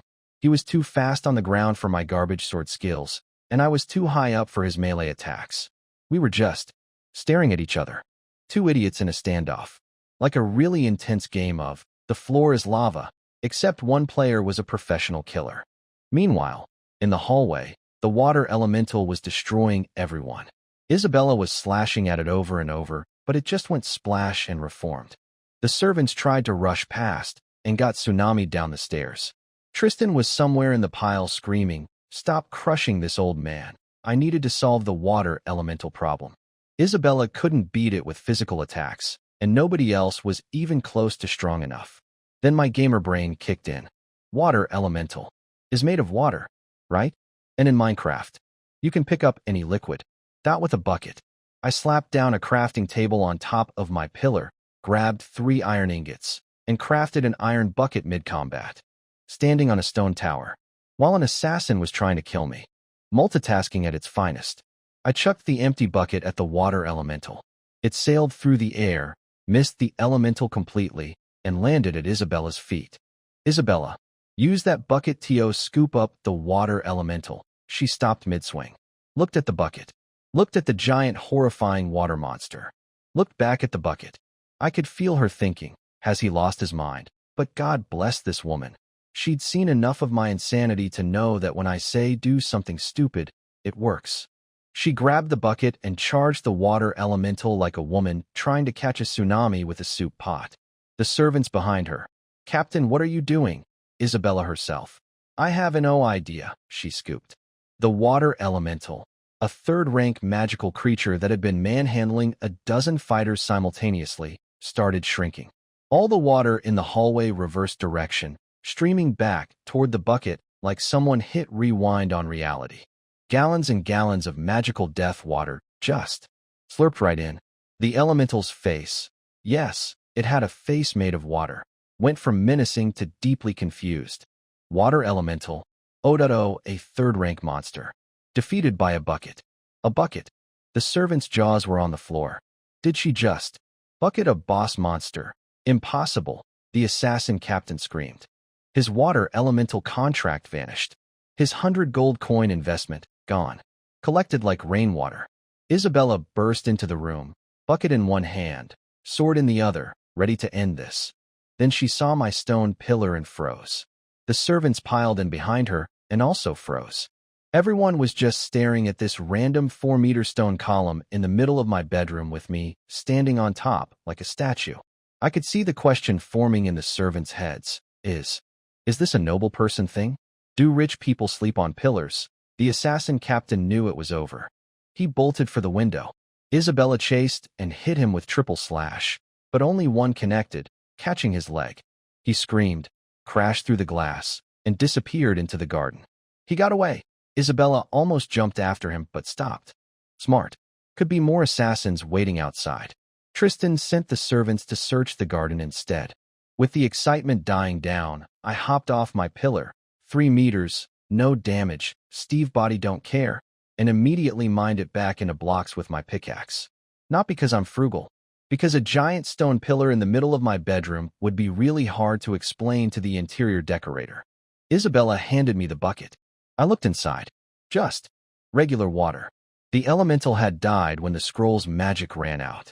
Oh man, I was hoping I could keep a pet water elemental. Before I could be properly disappointed, a scream echoed from the garden. Who the hell dug a giant pit in the backyard? Oh yeah? The hole from my mining session this morning. The one I completely forgot about. Looks like the assassin captain's dramatic escape ended with him falling into my leftover quarry like a cartoon character. Today's score: Leeway, 7 kills, 1 bucket capture, 1 accidental pit trap.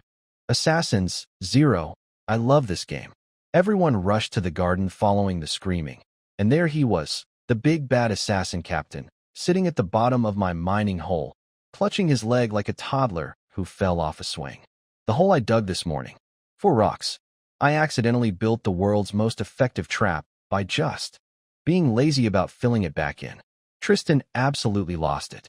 This 50-year-old man was cackling so hard his face looked like a crumpled napkin. Your Highness, your hole caught a criminal. Ha ha ha ha. The assassin was furious. Who dug this? I'll kill whoever. I leaned over the edge with my best customer service smile. That would be me. Custom built just for you. How's the fit? Comfortable? I'll kill you. You've said that like 4 times tonight. Starting to feel like an empty promise. Man, he literally coughed up blood from sheer rage. I broke this man emotionally with a hole and some sarcasm. Then came my favorite part. He launched into his dramatic speech. I'll never talk. Kill me if you want. I'm ready to die. Classic hostage negotiation move. He wanted me to interrogate him. The playbook goes: refuse to talk, get tortured a little, gradually, break down, feed me some crumbs of real info mixed with lies, then trade the big juicy secret for his life. Textbook stuff. I've read this exact scene in approximately 300 novels. So I did the one thing he absolutely did not expect. Oh, you won't talk? Cool. Then I don't need you. His face went blank. Tristan, you're not interrogating him. Isabella. Really? Nope. I already know who sent him. My little brother Richard in Skywinter. Even if I got a full confession, Richard would have cleaned every trace. Reporting it to the capital would go nowhere. Why waste my energy? Then I pulled out cobblestone blocks and sealed the hole shut. Total darkness. Total silence. Just a bleeding assassin alone in a 5-meter pit wondering what the hell just happened. His entire psychological warfare strategy was built on one assumption: that I would want information from him. That I'd play the interrogation game. Question, resist, torture, break, negotiate. I just didn't play. Down in his little cave, the assassin captain was probably thinking, he'll come back. He has to come back. Nobody ignores valuable intelligence. This is a bluff. 1 day passed. I was in the training yard learning sword fighting from Isabella. 2 days passed. More training. More sweating. More getting my butt kicked by a pretty redhead. 3 days passed. My sword skills were actually improving. Isabella was a terrifyingly good teacher. And the assassin? Still in the hole. In the dark. With an infected leg wound. Running a fever. Listening to the muffled sounds of people farming potatoes directly above his head. His entire existence had been reduced to lying in darkness while above him, happy workers chatted about potato yields. The most mundane, boring, potato-related conversations imaginable, echoing into his personal underground hell for 72 straight hours. No interrogation. No torture. No mind games. Just potatoes. Forever. His psychological training covered resisting beatings, resisting starvation, resisting waterboarding. It did not cover being ignored while people discussed root vegetables above your head. On day 3, he finally snapped. Let me out. I want to see the prince. I have critical intelligence. The northern border is compromised. Let me to what? His screaming scared the absolute daylights out of the potato workers. One guy almost dropped a whole batch of freshly grown potatoes. I asked that a ghost, a demon from the underworld, Pete, my beautiful, reliable head of potato operations, calmly told everyone, relax, it's just a prisoner in the basement. The workers listened to the screaming for about 2 minutes, got bored, and went back to farming. Same lines on repeat. Boring. Hey, if we finish early, we get extra potatoes to take home. A professional assassin, trained in psychological warfare for decades, master of mental fortitude, completely broken. Not by torture, not by threats, by being ignored. 3 days of darkness, infection, and listening to potato farmers will humble anyone. I didn't even have to lift a finger. I just went about my day, training, building, farming, while time and boredom did all the interrogation work for me. Pete ran off to tell Tristan the assassin was finally ready to talk. And somewhere in that dark hole, the assassin captain was having his final thought before surrender. This prince doesn't fight fair. He doesn't negotiate fair. He doesn't even ignore fair. What kind of monster is he? The kind that plays Minecraft, buddy. We're very patient with our projects. 3 days of training with Isabella. 3 days of eating together, training together, and sleeping in the same room. Before you get any ideas, it was purely for security reasons. Assassins could still be out there. She needed to be close. Professional necessity. Nothing else. Though she did mention she'd considered sharing my actual bed for maximum protection efficiency. Her words, not mine. She decided it would be too inappropriate to suggest. Isabella, sweetheart, you just suggested it by saying you couldn't suggest it. But okay, sure. Security. Anyway, the training was incredible. In 3 days, I completely mastered the Roland Basic Sword Technique, a legendary set of moves created by an ancient sword saint 1,000 years ago. Isabella took a month to learn this. I did it in 3 days. Why? Because Steve's body treats every new skill like downloading a mod. My muscles just absorb movements. It's like my body has auto-learn enabled. Every swing, every stance, every footwork pattern, 1 or 2 tries, and it's permanently saved to my hard drive. Isabella was staring at me with this look that was half admiration, half existential crisis. This 20-year-old genius who reached second rank faster than anyone in her generation was suddenly feeling inadequate next to a guy who learned sword fighting by having a cheat code for a skeleton. Your learning ability is absurd, she said, and the slight pout in her voice was honestly kind of adorable. Then came the advanced lesson, breathing technique. This is the thing that separates regular fighters from real warriors in this world. Isabella explained it beautifully, and by beautifully, I mean she got all dramatic and poetic about it. Do you know why dragons can melt castle walls with their breath? Because it's hot? She gave me this look like a teacher whose student just answered, because it's blue, to a question about the ocean. They've carved the rhythm of volcanic eruption into their very bones. Then she did something wild. Her breathing changed, and suddenly the grass around the training field started swaying in sync with her chest rising and falling. She'd synchronized her body with the environment itself. Her voice went all ethereal and floaty. Align your body's frequency with your surroundings. Speed, stamina, reflexes, everything improves. Cool. How do I learn? Come closer. I stepped forward. 1 step apart. I could hear her breathing. Soft. Rhythmic. I'd actually been hearing it every night for 3 days since we shared a room, but somehow this felt different. Place your hand on me and match my rhythm. I raised my hand and reached toward her and without her knight armor on, just wearing the thin training outfit, Isabella's proportions were significantly more apparent than usual. Let's just say gravity was working overtime and leave it at that. Eyes up, leeway. Eyes up. I snapped my gaze upward so fast I nearly gave myself whiplash. Auto-targeting systems, forcibly disabled. I very gentlemanly placed just 2 fingers on her neck, where I could feel her pulse and breathing. Smooth skin, soft as milk. Focus, focus. Feel my rhythm, she whispered, eyes closed, completely trusting me. And something magical happened. Not Minecraft magic, real magic. I started syncing with the environment. The cold northern wind, the swaying grass, the moss on the walls. Everything became an extension of my body. It was like switching from first-person to third-person camera view in a game. Wider awareness. Enhanced everything. For a normal person, the stat boost would be minor. For me, with Steve's already ridiculous base stats, it was like putting a turbocharger on a race car. I could now keep up with a second-rank assassin's speed. I was officially a second-rank combatant, and I realized why I was learning everything so fast. Steve's body was treating this world's combat system like a new mod. Sword skills? Downloaded. Breathing technique? Installed. Compatibility check? Passed. My body was basically running Medieval Fantasy Combat version 1.0 as a plugin. We were standing there, eyes closed, practically breathing as one, my fingers on her neck, her face peaceful, our bodies almost touching. Your Highness. Your Highness.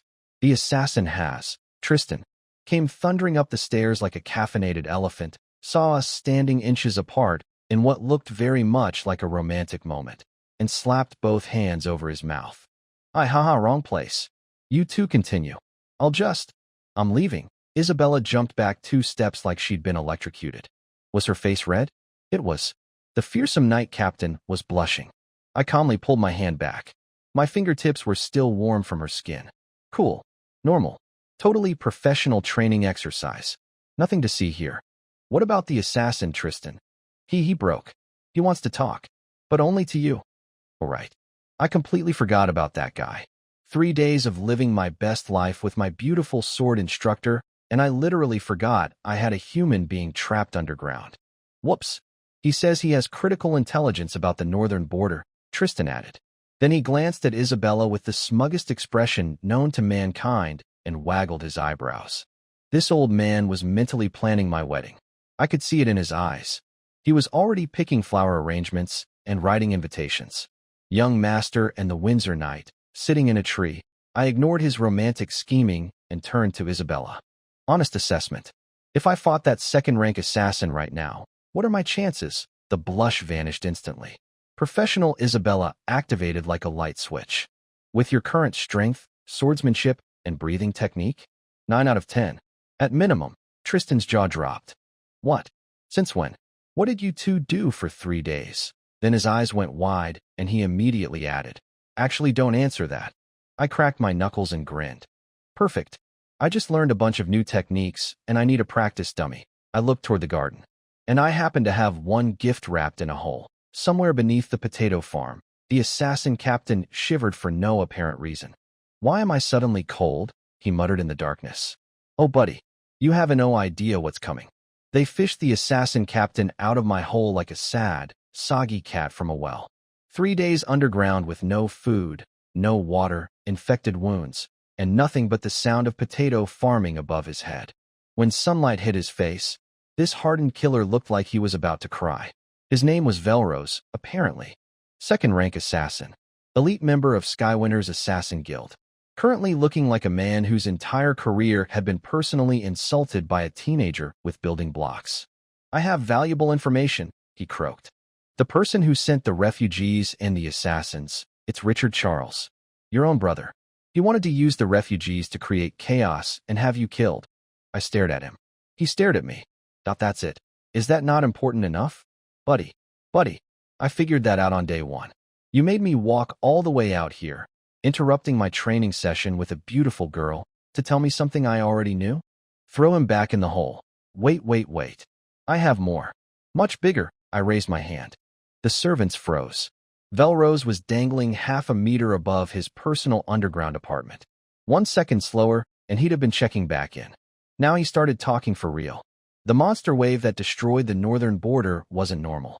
It was led by a massive black dragon. Purple eyes. Purple breath. My brain stopped. Anyone hit by its breath gets transformed into a terrifying creature. Tall, thin, black skin, purple eyes. And they can teleport. Appear behind you instantly and rip your head off. Black dragon. Purple eyes. Purple breath. Transforms people into tall, dark creatures that teleport and hate you. That's an Ender Dragon. And those creatures are Endermen. The Ender Dragon is in this world. The final boss of Minecraft is here, and it's an upgraded version that turns humans into Endermen with its breath. That's not in the base game. That's a modded Ender Dragon. Who installed this DLC? Velrose continued. The Royal Knight Order has sealed the entire northern border to prevent these creatures from entering the kingdom. They call the transformation Dragon Breath Syndrome. Anyone whose eyes turn purple is already infected and needs to be killed immediately. Oh, and I barely escaped myself. One of those teleporting things chased me, but I jumped into a river and it stopped following. Endermen don't like water. Confirmed. At least that mechanic stayed the same. Pretty good intel, right? So, can I go now? I nodded. Absolutely. I'll even heal your wounds first. His eyes went wide. Isabella brought over a low-grade healing potion, barely concealing the fact that she wanted to decapitate him instead. Velrose sniffed it, professional poison checker habits, confirmed it was clean, and drank it. His fever vanished. His pain disappeared. He was back to fighting shape. Then, and this is the part I'd been waiting 3 days for, the servants untied him. Tristan quietly evacuated everyone from the garden. The area cleared out. Just me, Isabella, and Velrose. I stepped forward, smiled warmly, and in the time it took him to blink, I was wearing full iron armor with sword and shield. Instant inventory equip, baby. You know what, Velrose? You were right earlier. He looked confused. About what? I activated my breathing technique. The wind, the grass, the cold air, everything synced with my body. My stats surged. I looked at him the way you look at a practice dummy. You said you deserved to die? I agree. His face went white. You can't. The oath. You swore on your royal name. The contract god will punish you. Ah yes, the oath. Let me recite what I actually said. I swear to release him and not pursue the assassination matter. Released him? Check. He's untied and standing right here. Not pursuing the assassination? Check. I'm not pursuing that at all. What I'm doing now is issuing a kill order against an unidentified intruder in my territory. Completely separate legal matter. Different hat. Different jurisdiction. I'm not breaking any contract, I said calmly. I released you. I healed you. The assassination case is closed. But as Lord of Winterfrost Town, I'm now issuing a wanted notice for an unidentified trespasser. And trespassers can be executed on sight. Velrose's face went through the 5 stages of grief in about 2 seconds. You're playing word games? You demon. Isabella had already positioned herself behind him, blocking the only escape route, red battle energy glowing on her blade. Sorry, she said, not sorry at all. This way's closed. Velrose turned to me, the only remaining direction. He grinned, because in his mind, I was still the guy who couldn't land a hit 3 days ago. He charged full speed. I swung my sword. He dodged with the same confident sidestep that had worked perfectly before, and my blade caught his throat. Clean. Precise. A completely different swing than 3 days ago. 3 days of training with Isabella.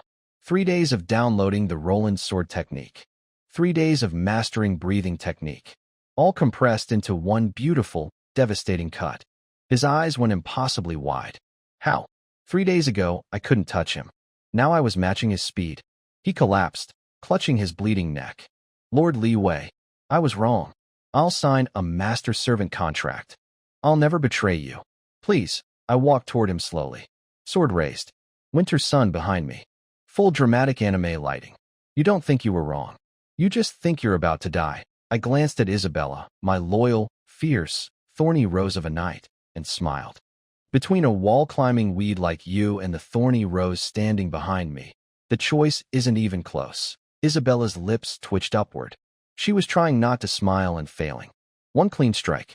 Velrose, second-rank assassin, elite of Skywinter, master of psychological warfare, veteran of countless missions, killed by a Minecraft player who learned sword fighting in 3 days.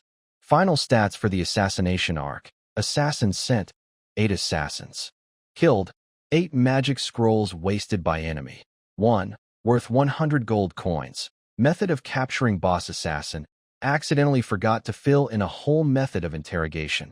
Literally ignoring him for 3 days. Method of defeating water elemental. A bucket contract. Loopholes exploited. 1 cool one-liners delivered. Lost count, and somewhere in Skywinter City, my brother Richard was probably sipping from a fresh bone cup, completely unaware that every single person he sent was dead. His expensive magic scroll was used to fill a bucket, and his big brother just leveled up. Oh, and there's an ender dragon out there. But that's a problem for future me. Present me needs a snack. All that dramatic monologuing made me hungry. Meanwhile, in Skywinter City, my darling little brother Richard was lounging on a leather couch, getting hand-fed grapes by a trembling servant girl, looking like a Disney villain on his day off. So the assassins failed, huh? He popped a grape. What a waste of my third-rank scroll. He wasn't even mad about the failed assassination. He was mad about the money. This kid values his investment portfolio over his own brother's death. Future MBA student of the year right here. But then he smiled that creepy smile of his. Because apparently, the assassination was just plan A, plan B? Way worse. Those refugees are already infected with dragon breath syndrome.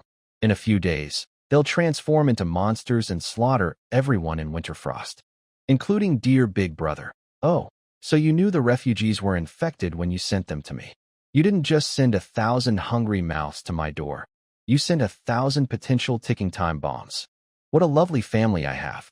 Then, because the universe apparently decided Richard hadn't been evil enough for one scene, a guard burst in to report that a group of subhuman slaves had escaped from his gladiator arena, including a princess from the northern tribes. Richard's response? He smashed a glass. Shards cut the servant girl. She bit her lip and didn't make a sound because she knew that showing pain would get her turned into tableware. That princess has perfect bone structure. She'd make such a beautiful decorative piece. He wanted to murder a princess and turn her skeleton into jewelry. This isn't a villain. This is a diagnosis. Also, he sent his elite squad after the escaped slaves, the Frost team. 5 second-rank fighters with perfect synergy. Warrior, mage, priest, assassin, archer. A full RPG party comp heading southeast. Toward Winterfrost town. Toward me. But I didn't know about any of that yet. I had a more immediate problem. Back home, I called an emergency meeting with Isabella and Tristan. Topic: there are people in my refugee camp who are slowly turning into Endermen. Your Highness, Isabella asked carefully, you seem to know a lot about this black dragon and its creatures. Time for my favorite hobby, making up fake sources for real Minecraft knowledge. I read about it in an ancient text once, I said, with the confidence of a college student citing a source they never opened. The black dragon is called the Ender Dragon. The creatures it creates are called Endermen. They can teleport, but they won't attack you unless you make eye contact. And they're terrified of water. Isabella and Tristan looked appropriately spooked, but also relieved. Terrifying teleporting monsters with a weakness to water? That's manageable. Just don't look at them and carry a squirt gun. Now, the big question. Could the transformation be reversed? In Minecraft, Ender Dragon Breath creates the Dragon Breath effect, which is basically a negative status effect. And what clears all negative status effects in Minecraft? Milk. 1 glass of milk cures poison, wither, weakness, blindness, and apparently, if my theory was right, turning into a teleporting shadow monster. I might have a way to save the infected people, I told them. We need to go to the cattle farm. The cattle farm? Tristan and Isabella exchanged looks. Oh no, what insane Minecraft thing is he about to do now? Look. They were getting used to it. But first, we needed to find the infected refugees. And fast. We split up and started checking the camp. It didn't take long. Isabella found the first case in one of the stone houses. A woman, a mother, whose eyes had turned purple. She was already losing control. When Isabella burst in, the woman had her hands around her own son's throat, trying to strangle him. Her body was being hijacked by the transformation, flooding her brain with one command: kill. Isabella shoulder-checked the woman off the boy and pinned her down. Second-rank knight versus half-transformed civilian, no contest. I walked in and found the little boy on the floor, coughing, crying, terrified. His own mother had just tried to kill him, and he had no idea why. I knelt down, helped him up, and gave him the most reassuring smile I could manage. The kid looked at me with these huge, watery, confused eyes. Don't be scared, I said softly. We're going to help your mom. And I meant it. Because somewhere in this town, there was a cow with the most important milk in the history of 2 worlds. Time to find out if Minecraft dairy products can cure dragon-induced mutation. If this works, I'm patenting magic milk and becoming the richest prince on the continent. If it doesn't, well, let's not think about that while a child is looking at me with hope in his eyes. Your Highness, slow down.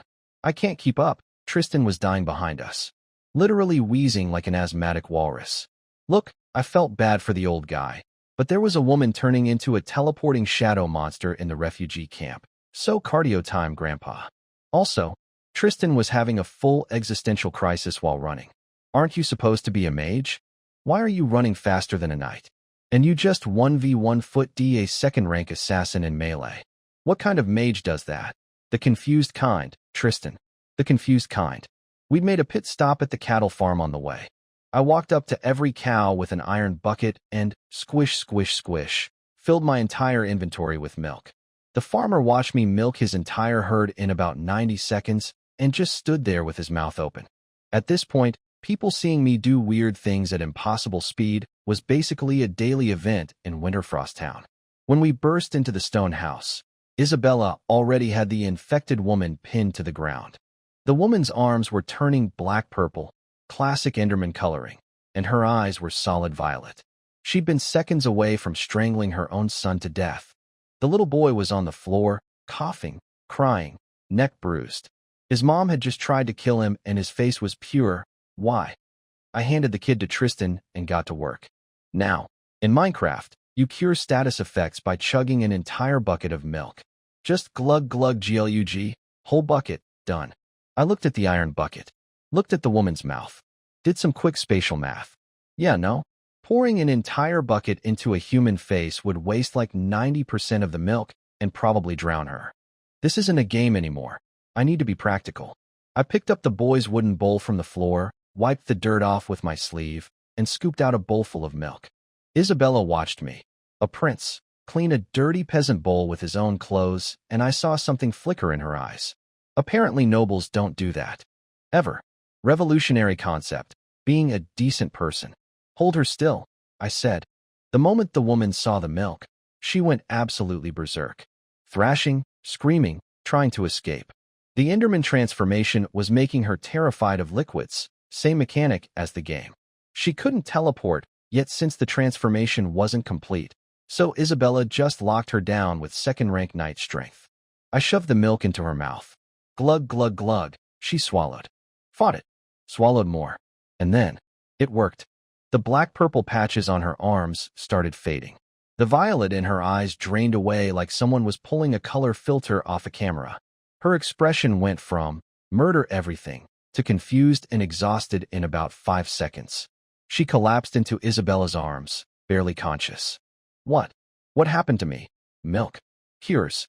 Ender. Dragon. Corruption. I cannot stress enough how insane this is. A legendary dragon that terrorizes nations and transforms humans into teleporting death machines.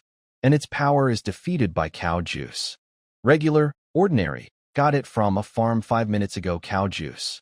Minecraft game balance is absolutely ridiculous, and I have never been more grateful for it. The little boy, his name was Joe, ran to his mom, and they hugged and cried. She was horrified when she realized what she'd almost done. Almost strangled her own child. Her husband had already been killed by an Enderman at the northern border. She'd almost become the same monster that took him. Is this magic milk? She asked through tears. Yes, I said, with a completely straight face. Magic milk, it's regular milk. From a regular cow. But sure, magic milk. Let's go with that. I gave her a mission. Help Tristan distribute magic milk to every single refugee. She knew the camp, knew the people, and she was motivated. She'd experienced dragon breath syndrome firsthand. She dropped to her knees and accepted like I'd knighted her. Then I organized the full operation. Tristan and Marina would distribute milk to every refugee. Watch consumption, no exceptions. Isabella and I would each lead a team of knights to sweep the camp for anyone who refused to drink. Because here's the thing. Anyone already showing symptoms would be terrified of liquid.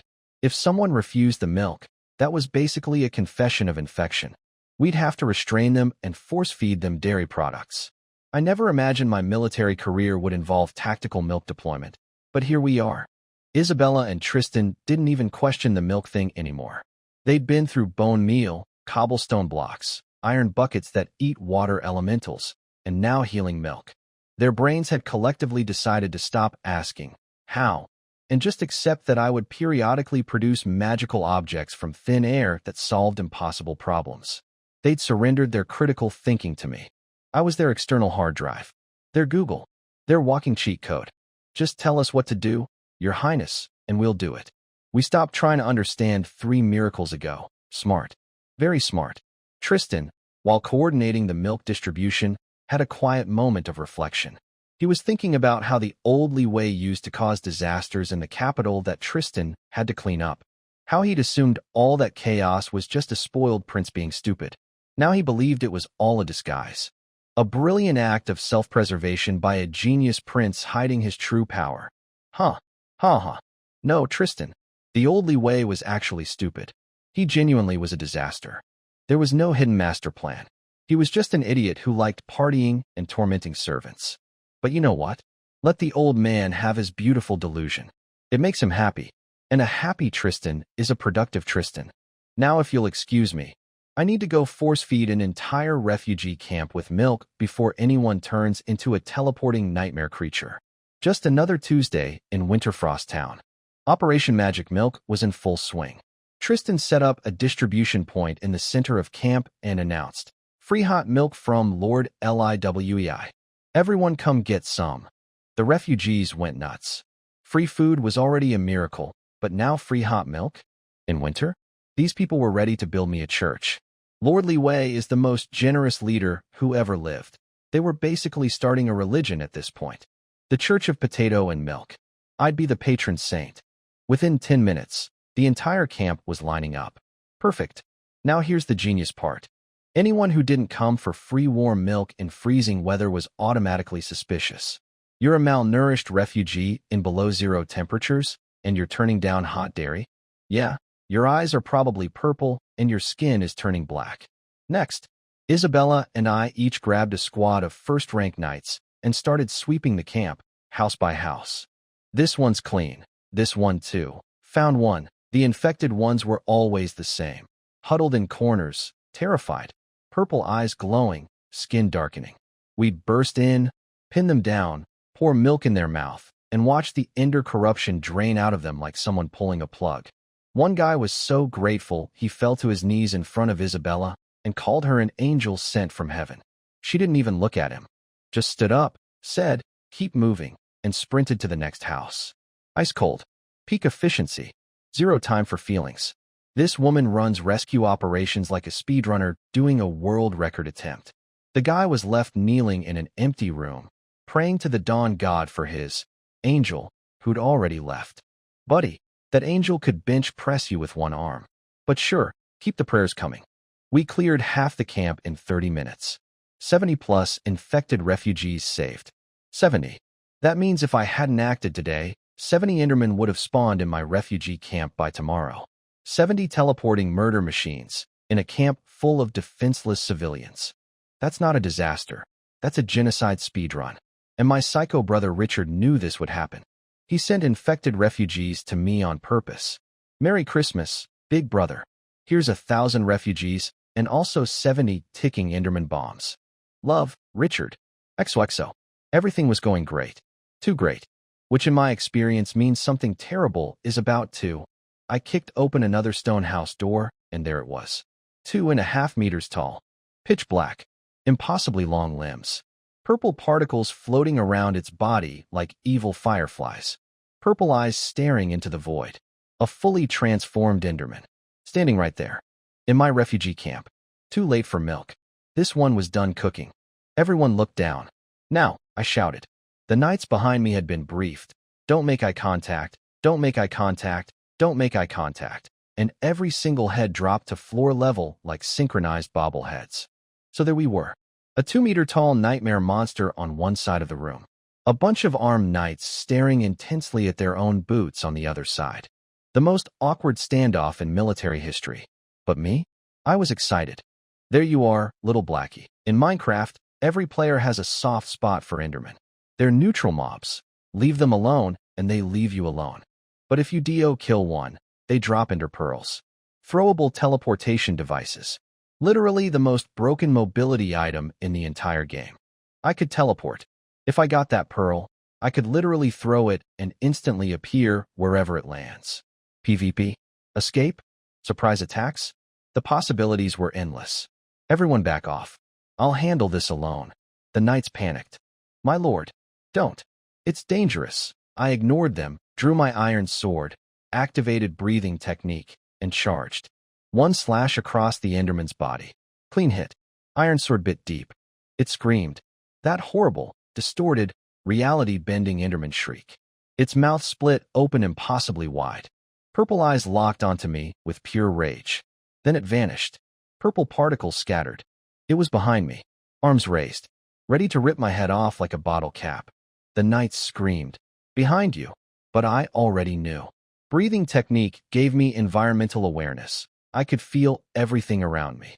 The displacement of air, the shift in pressure, the purple particles condensing behind my shoulder. Shield up. Bang. The Enderman's attack bounced off my shield like it hit a brick wall. 100% frontal damage negation, baby. Works on teleporting shadow monsters too. Turns out, melee attack is melee attack, regardless of how scary the attacker looks. I counterswung. Another clean hit. The Enderman screamed again. The knight's jaws were on the floor. Their lord, the useless prince, was solo fighting a nightmare creature with the calm precision of a veteran warrior. Blocking teleport attacks, counter-striking with perfect timing, moving like he'd fought these things 1,000 times before. Which, technically, I had. In Minecraft, thousands of Endermen killed across hundreds of hours. My muscle memory wasn't from this body. It was from a mouse and keyboard. But apparently Steve's body translated click timing into sword timing perfectly. Isabella arrived just in time to watch the finale. I drove my iron sword through the Enderman's chest. It let out one final, haunting wail. Achievement unlocked. Monster Hunter. The Enderman collapsed and dissolved. On the ground where it died, green experience, orbs that only I could see, and one beautiful, dark green sphere. An ender pearl. I picked it up with trembling, excited hands. This tiny ball could teleport me anywhere I threw it. In a world of swords and horses, I now had instant transmission. Experience absorbed. Level 35. Isabella was staring at me with this expression I hadn't seen before. Not shock, not confusion, something deeper. She'd watched me fight with the fluidity of someone who'd done this 1,000,000 times. Not training ground precision, battlefield instinct. Your Highness, she said quietly. How many secrets do you still have? I just smiled and pocketed the ender pearl. All of them, Isabella. All of them. I pocketed the ender pearl like it was no big deal. Just casually acquired a teleportation device from killing a shadow monster. Normal Tuesday stuff. Isabella hit me with the world's most sarcastic compliment. Your Highness, your heroic display left us all breathless. The tone was teasing, but every knight behind her was nodding like, no, seriously though, that was insane. I'll take it. Compliments from pretty girls and armed soldiers? My ego was eating well today. We kept sweeping. Found 3 more Endermen. This time I let Isabella handle them. She needed the practice. First one gave her trouble because the teleporting threw off her rhythm. But by number 2 and 3, she was butchering them like a pro. The girl's a natural. 3 days ago, she'd never seen one. Now she was speedrunning Enderman kills. Bad news though. 3 Endermen and not one dropped an Ender Pearl. 0. The RNG gods were cruel. In Minecraft, Enderman Pearl drop rates are already trash, and apparently this world kept that mechanic perfectly intact. Thanks, universe. Real cool. Keep all the broken physics, but also keep the garbage loot tables. We found the last infected patient, an 8-year-old girl. Purple eyes, blackening skin, barely conscious. Her mother was kneeling beside her, sobbing. I fed the girl milk. The corruption drained away. Mom collapsed to the ground crying. You saved her. If she'd turned into one of those monsters, my husband already died fighting them. If I lost her too, I handed the girl back. She'll be fine now. Final count. 157 Dragon Breath Syndrome patients cured. 157 people who would have turned into teleporting murder machines by tomorrow. 157 Endermen that didn't spawn in a camp full of defenseless refugees. Richard, you absolute psychopath. You knew. You sent me a biological weapon disguised as charity cases. 157 time bombs, and you were sitting in Skywinter waiting for the fireworks. But they didn't go off. Because I had milk. Your multi-layered assassination/monster apocalypse plan was defeated by dairy products. I hope that keeps you up at night. As we walked out of the last stone house, winter sunlight hit our faces. And something weird happened. The knights behind me, all 12 of them, suddenly dropped to one knee. In perfect unison, like they'd rehearsed it. I turned around. What's happening? They unlocked their neck armor, exposing their throats. Isabella leaned close and whispered, they're swearing personal allegiance to you. It's a 300-year-old tradition. They're leaving the Northern Knight Order to become your direct vassals. Oh, oh. One by one, they spoke their names. I, Cree Ironforge, pledge my loyalty to the Lord of Winterfrost. Wade Greystone. I'll be the gravel beneath your boots. Carl Longfrost. I swear to be the clasp on your cloak. I was standing there thinking, are they listing themselves like a restaurant menu? But apparently this was deeply meaningful medieval knight stuff. Each one was basically saying, I will die for you, specifically, forever. Why? Because today, for the first time in their careers, they actually did what knights were supposed to do. They saved people. Not for money, not for glory, not for political advancement. They saved 157 dying civilians with magic milk, and it reminded them why they became knights in the first place. Humility, honor, sacrifice, valor, compassion. All that stuff they learned as squires and forgot the second they got promoted and started enjoying the privileges of their rank. I accidentally gave them a moral wake-up call. Not through some inspiring speech, just by being a decent person, treating refugees like humans, curing sick kids, fighting monsters myself instead of hiding behind bodyguards. Honestly, I wasn't trying to be noble. I was just applying basic 21st century Earth morality to a medieval world, and apparently that's such a massive upgrade that it counts as a dimensional level ethics attack. I morally outclassed this entire civilization by just not being terrible. The bar was I in hell, and I simply stepped over it. I accept your loyalty, I said, doing the sword-on-shoulder thing I'd seen in movies.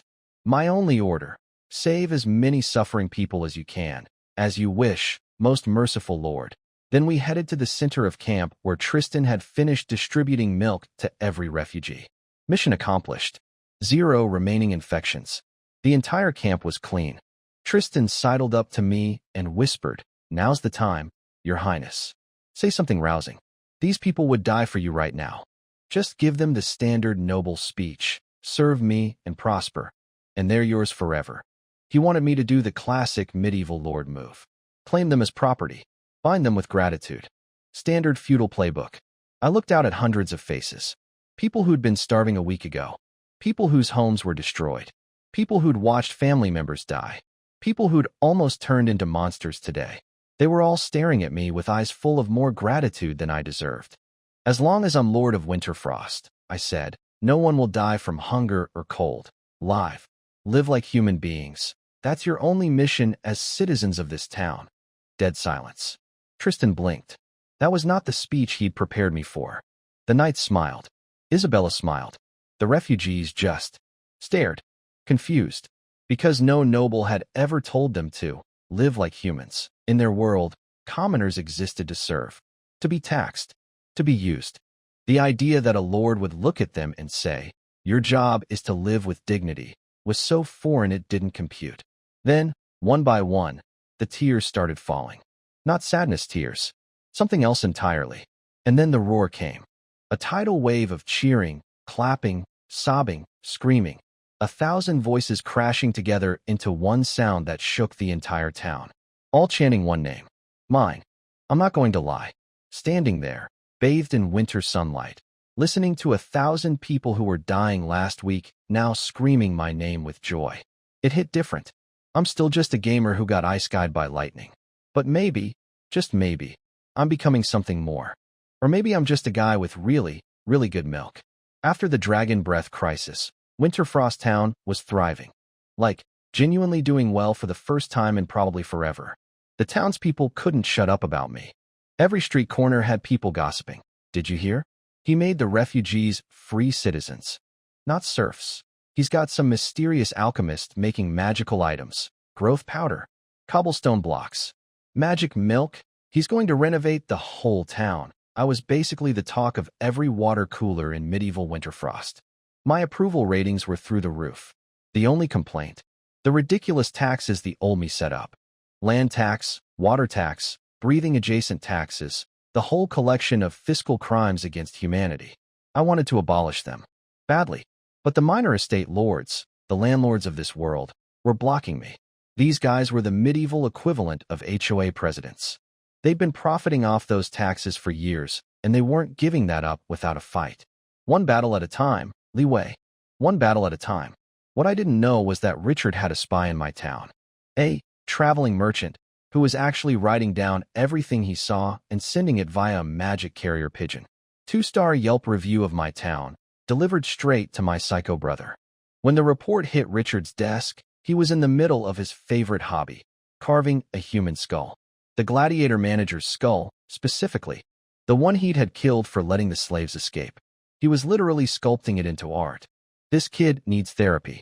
Industrial quantities of therapy. He opened the letter expecting good news. Your brother is dead. The monsters ate everyone. Here's a party invitation. Instead he got, your brother solved the food crisis with magic powder, built hundreds of houses in one day with magic blocks, cured dragon breath syndrome with magic milk, killed Enderman personally, and has an entire town worshipping him like a god. Richard's face went through a journey. He's alive. Yes, Your Highness. The 100-plus Endermen didn't kill everyone. No, Your Highness. How? His brain tried to make it make sense. The only explanation? A 5th-rank professional, a legendary being, must be secretly helping me. Because no normal person could do what I'd done. 4th-rank alchemists existed in the capital, and none of them could create items this powerful. Huh. He's out there searching for my mysterious 5th-rank master, and the master is literally just me, a gamer, with Minecraft.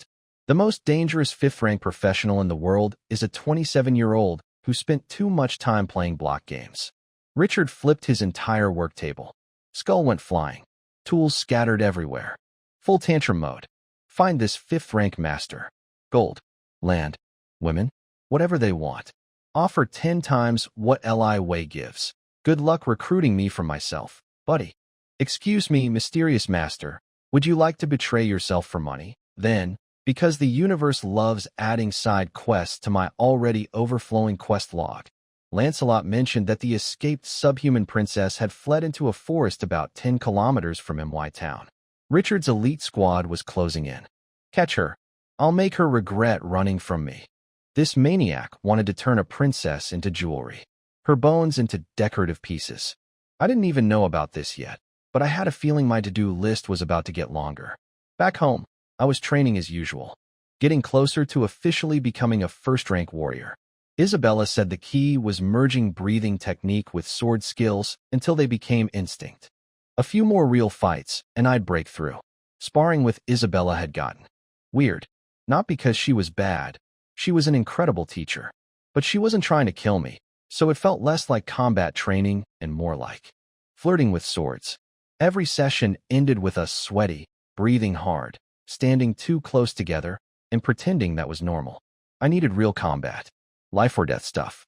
The kind where your blood actually pumps. Then, like the universe read my wish list, Isabella showed up in full armor with a squad. Reports of a 2nd-rank magical beast in the forest about 10 kilometers out. We're going to investigate. My eyes lit up like a Christmas tree. I'm coming. Your Highness, you should probably put on your... Before she finished the sentence, I opened my inventory and instantly equipped everything. Full iron armor, sword, shield, materialized on my body in the time it took her to blink. Isabella and every knight in the room just froze. How? When did you? I looked at them standing there with their mouths open and grinned. What are we waiting for?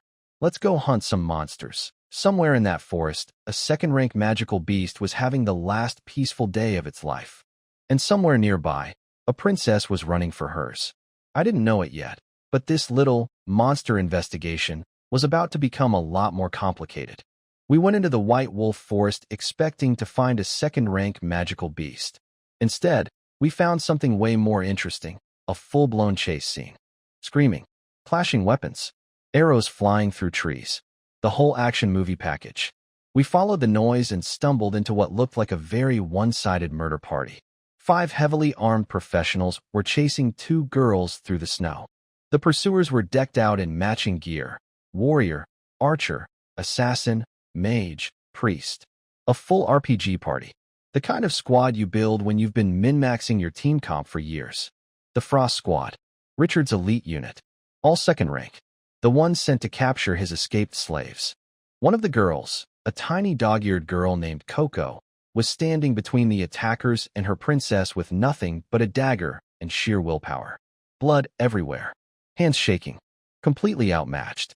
But she wasn't moving. Loyal to the bone. Literally, dog people take loyalty to a genetic level. The big warrior guy, Bark Rockbreaker, or whatever his name was the size of a refrigerator with an axe to match. He looked at tiny Coco and said, with the creepiest smile imaginable, "She's cute. Can I keep her?" His teammate sighed like this was a regular occurrence. "Sure, whatever. This is the caliber of human being my brother employs. Dog girl collectors. Fantastic." Meanwhile, the princess, a white-furred fox girl named Nina, had been herded by the archer's arrows straight into a trap. Net fell. She was caught, hanging from a tree like a very angry Christmas ornament. That's when I arrived. Bark was reaching down to grab Coco when my sword came screaming out of nowhere and crashed into his axe. The collision rang through the entire forest. He slid backward in the snow, shaking his hand. His face was priceless. Pure shock.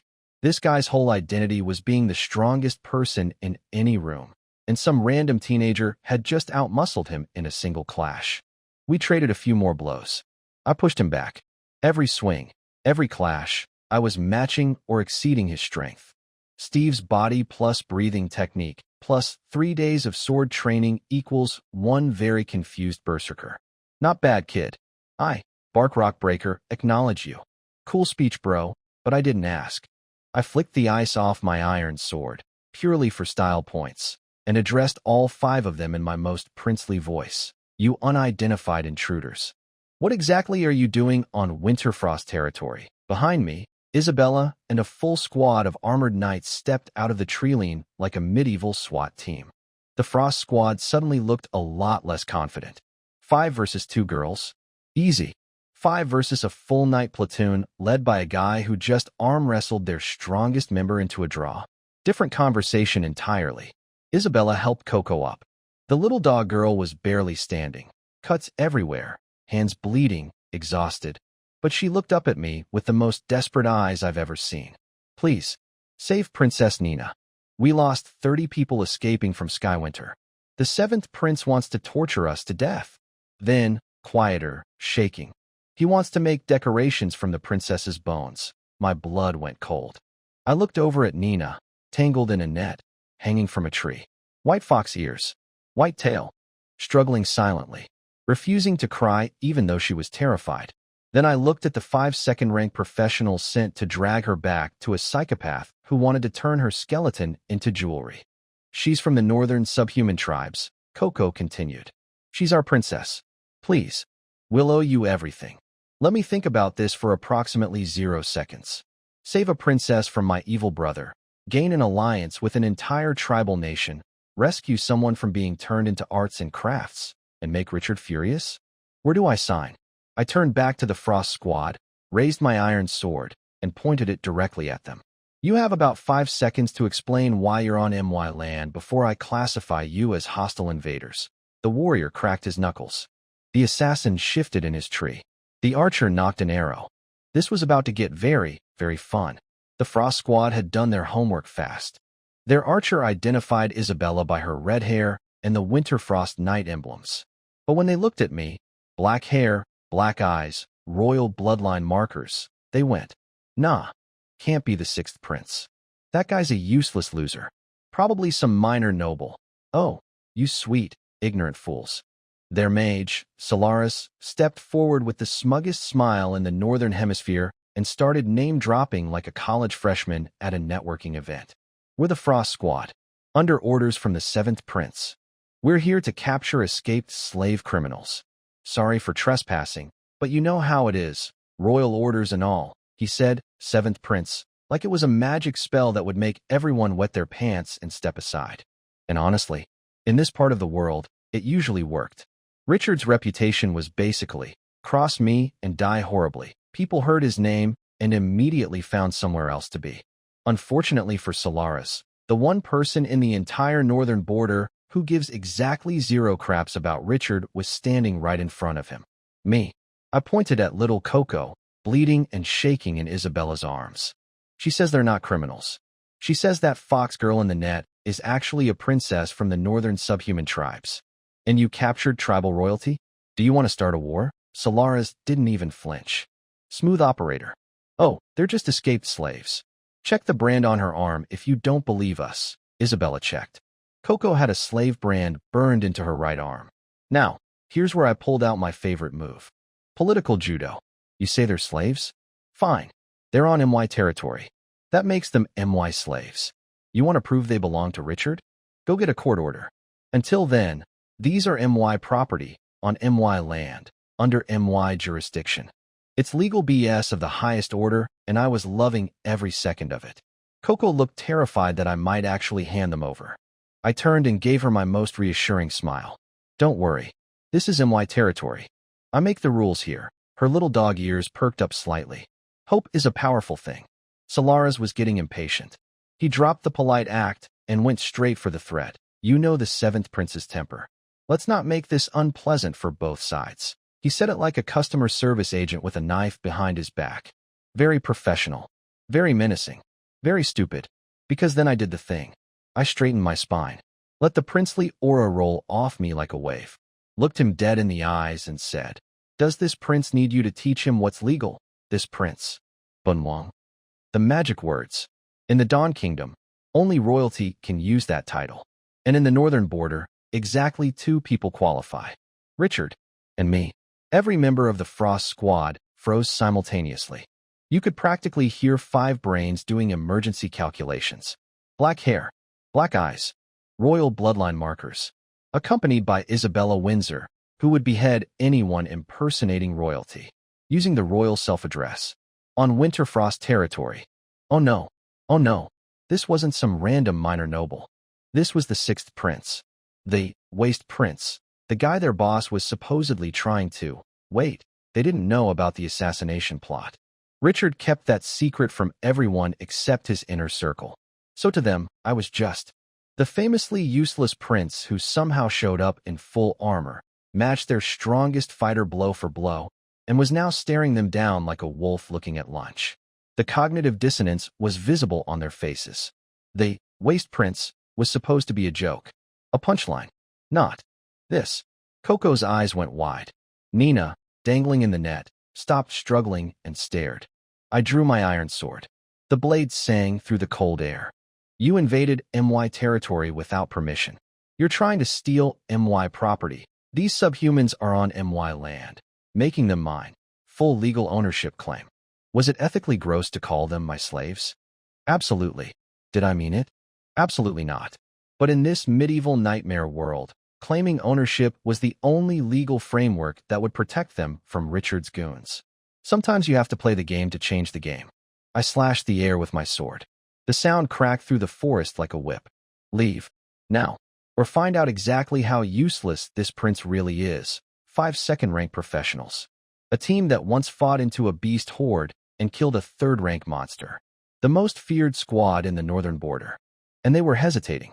Because somewhere in the back of their professional soldier brains, a tiny voice was whispering. He just overpowered Bark in a strength contest. Isabella is right there. And he's a prince. Killing him means war with the entire kingdom. The math wasn't mathing for them anymore. And I was just getting started.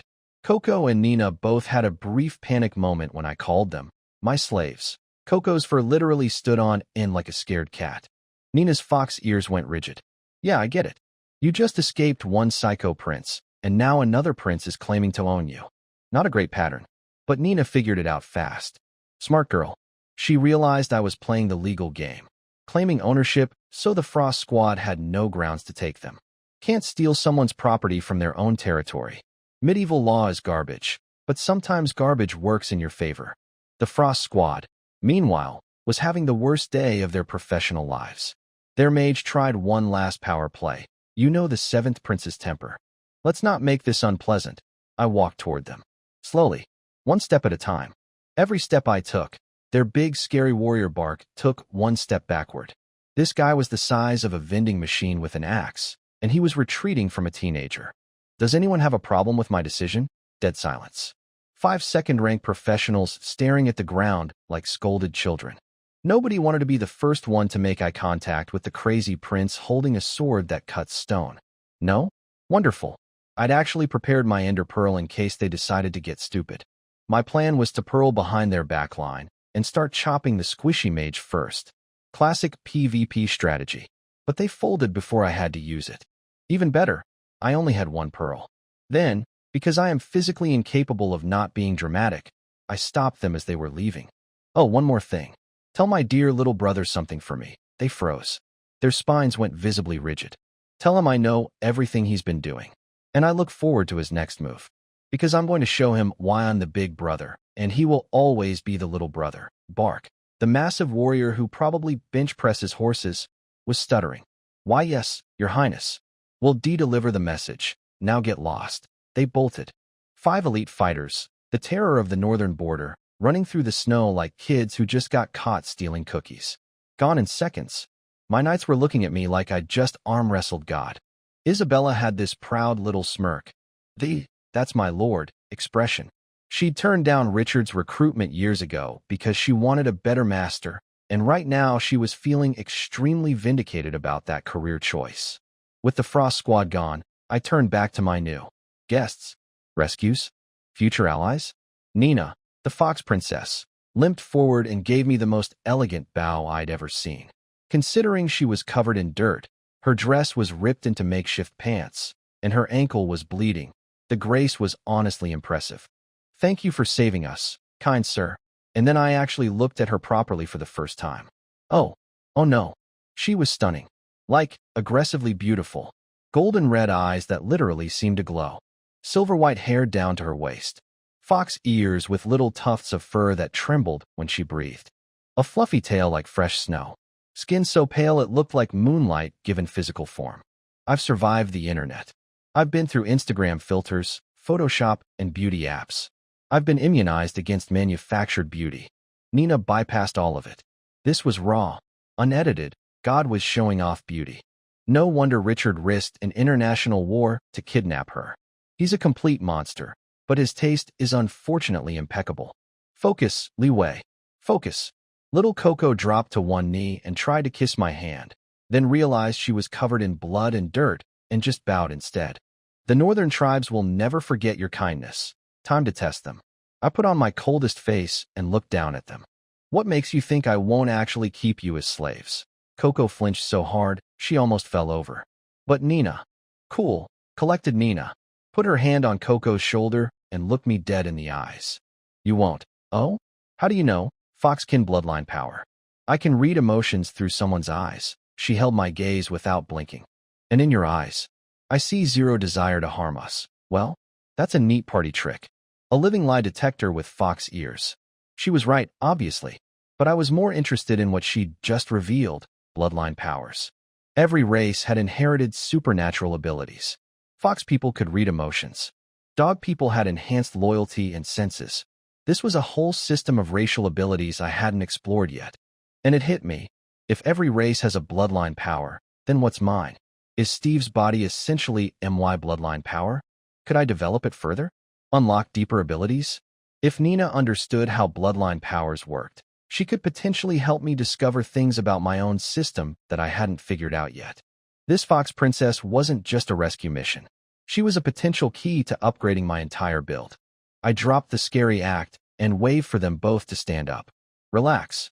Tell me what happened to you. Nina exhaled, and her whole body softened. She smiled, warm, sweet, with just a hint of natural fox girl charm that was probably weaponized at birth. As you wish, kind sir. Her voice was so soft it could melt snow. Down, boy. She's a political asset. A research partner. An alliance opportunity. Nada? Okay, she's also incredibly beautiful, but that's irrelevant. I had a fox princess, a dog girl bodyguard, an ender pearl, and a message being delivered to my psycho brother that basically said, "Come at me, bro. Today was a great day." After Isabella patched up Nina's wounds, the fox princess told me her whole story. And honestly, it made me want to punch my brother even harder. The northern subhuman tribes had been allies with the northern border defenses for decades. Mutual protection deal. Humans and subhumans fighting monster waves together. Worked great for years. Beautiful cooperation.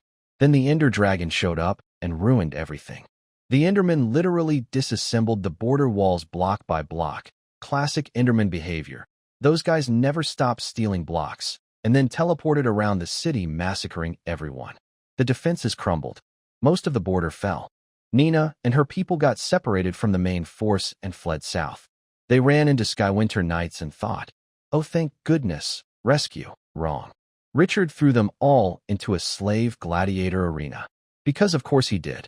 He tortured Nina's companions one by one right in front of her, but never touched her. And Nina, using her fox bloodline ability to read emotions, saw exactly why. He wanted to psychologically break her first, drive her insane with grief, and then turn her bones into decorative art. This kid is 17 different kinds of evil. He's not even efficiently evil. He's recreationally evil. He tortures people as a hobby. Isabella's eyes went dark when she heard this. She'd known about Richard's bonecraft hobby, but hearing it confirmed from a victim hit different. Nina's people eventually staged a prison break. 32 fighters sacrificed their lives to get her out. 32 people died, so one princess could run through the snow in a torn dress with a bleeding ankle. And Richard sent 5 elite killers to drag her back. For jewelry. Something didn't add up, though. I started thinking out loud. Wait, the northern border falls, monsters are pouring south, and Skywinter is the closest major city. Richard's territory is first in line to get overrun. Why isn't he sending reinforcements? Why is he capturing refugees instead of helping? More dead people means more benefit for Richard somehow. But how? I couldn't figure it out. Filed it under, my brother is doing something insanely evil that I haven't uncovered yet, and moved on. That file was getting pretty thick. Anyway, I didn't come to this forest to rescue fox princesses. That was a bonus side quest. The main quest was still active. Find and deal with the second-rank magical beast that was terrorizing my lumberjacks. Wood is critical. Every Minecraft player knows this. You need wood for everything. Planks, sticks, tools, building materials, fuel. Wood is the foundation of civilization. And some overgrown monster was squatting in MY lumber forest, scaring MY workers, threatening MY wood supply. Unacceptable. Isabella, she dropped to one knee so fast I almost missed it. This woman goes from standing to kneeling in like 0.2 seconds. It's actually impressive. Olympic-level genuflection. Have the knights spread out and search for the beast's trail. When they find it, do not engage. I want to fight it myself. I could feel it. I was so close to breaking through to first-rank swordsman. One more real fight. One more life-or-death clash. That's all I needed to push past the threshold. Nina spoke up quietly. Perhaps we can help you find it. My eyes lit up. Your bloodline power can sense magical beasts? No, she said with a small smile, then looked at Coco. Coco immediately dropped to all fours. Hands on the ground. Nose twitching. Ears rotating like satellite dishes scanning for signal. She was sniffing. Oh. She was being used as a tracker dog. The fox princess brought her own hunting hound. Except the hunting hound was also a person who could talk and had feelings. I looked at Nina. Nina looked at me with an expression that said, yes, I know how this looks, and yes, it works perfectly. After about 10 seconds of intense sniffing, Coco popped up and pointed deeper into the forest. This way. I've got the scent. She trotted off into the snow, nose still twitching, ears still bouncing. I stood there processing what I'd just witnessed while my knights stared in equal confusion. Well, what are you waiting for? Follow the dog girl. Listen, I didn't make the rules of this world. Dog people have incredible noses. Fox people read emotions. Humans punch trees and craft armor from raw metal using a magic table. We all have our thing. Coco dropped into stealth mode like a trained special ops soldier. Half crouching, silent footsteps, hand signals telling everyone to shut up.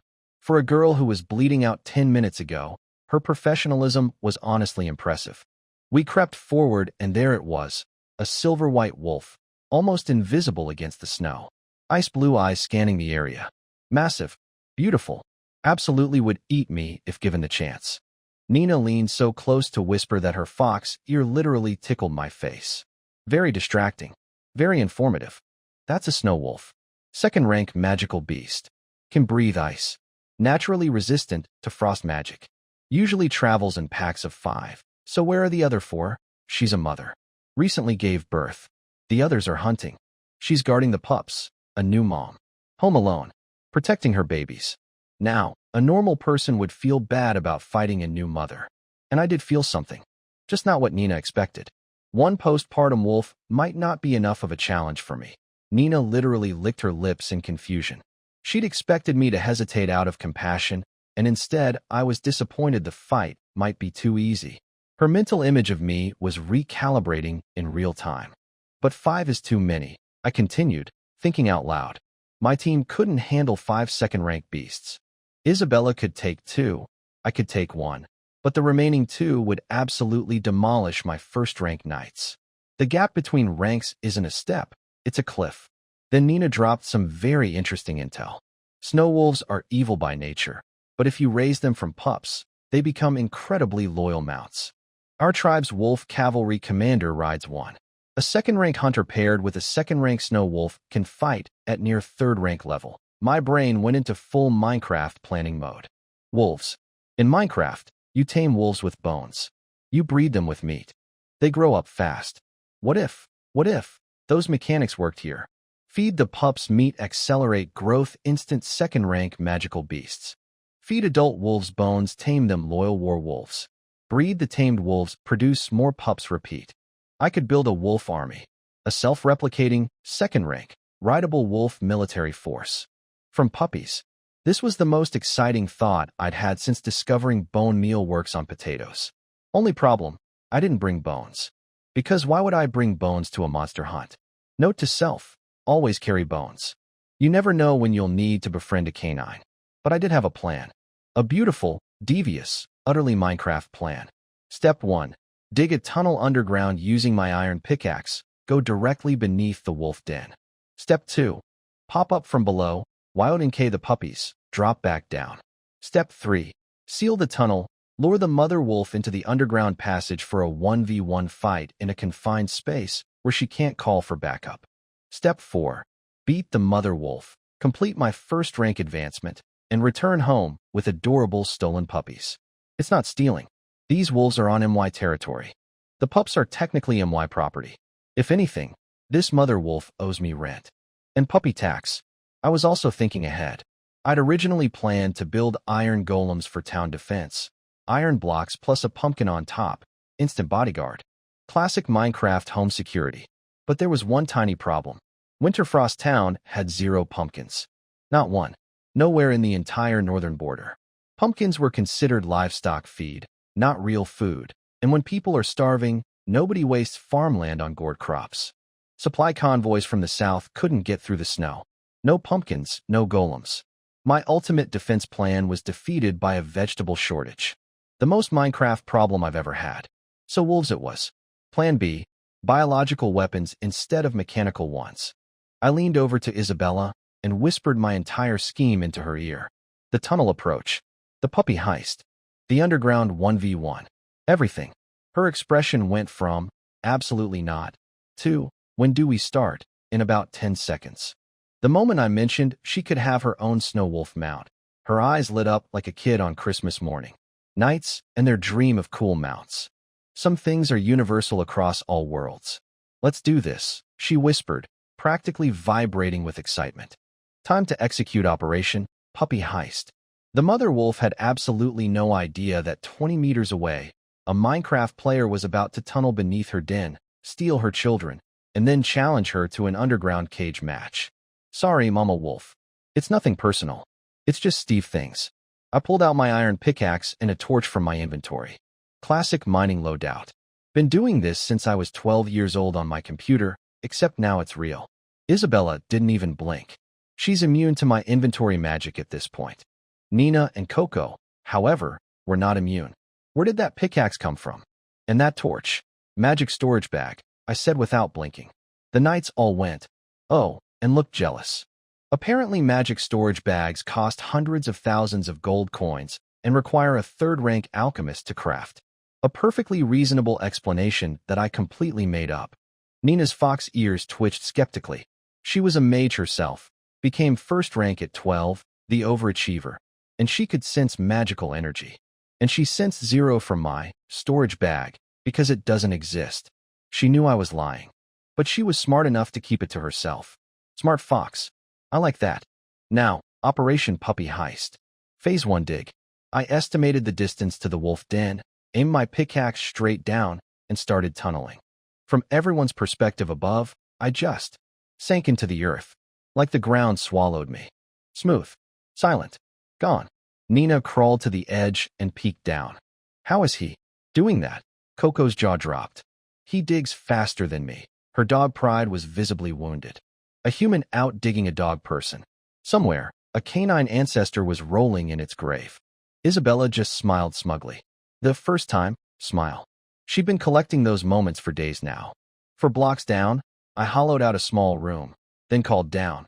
Isabella and Coco, jump in. Everyone else, stay up top. Isabella dropped in like a meteor.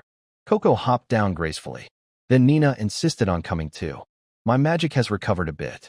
I can cast Fire Blade on your weapon. It'll add fire damage.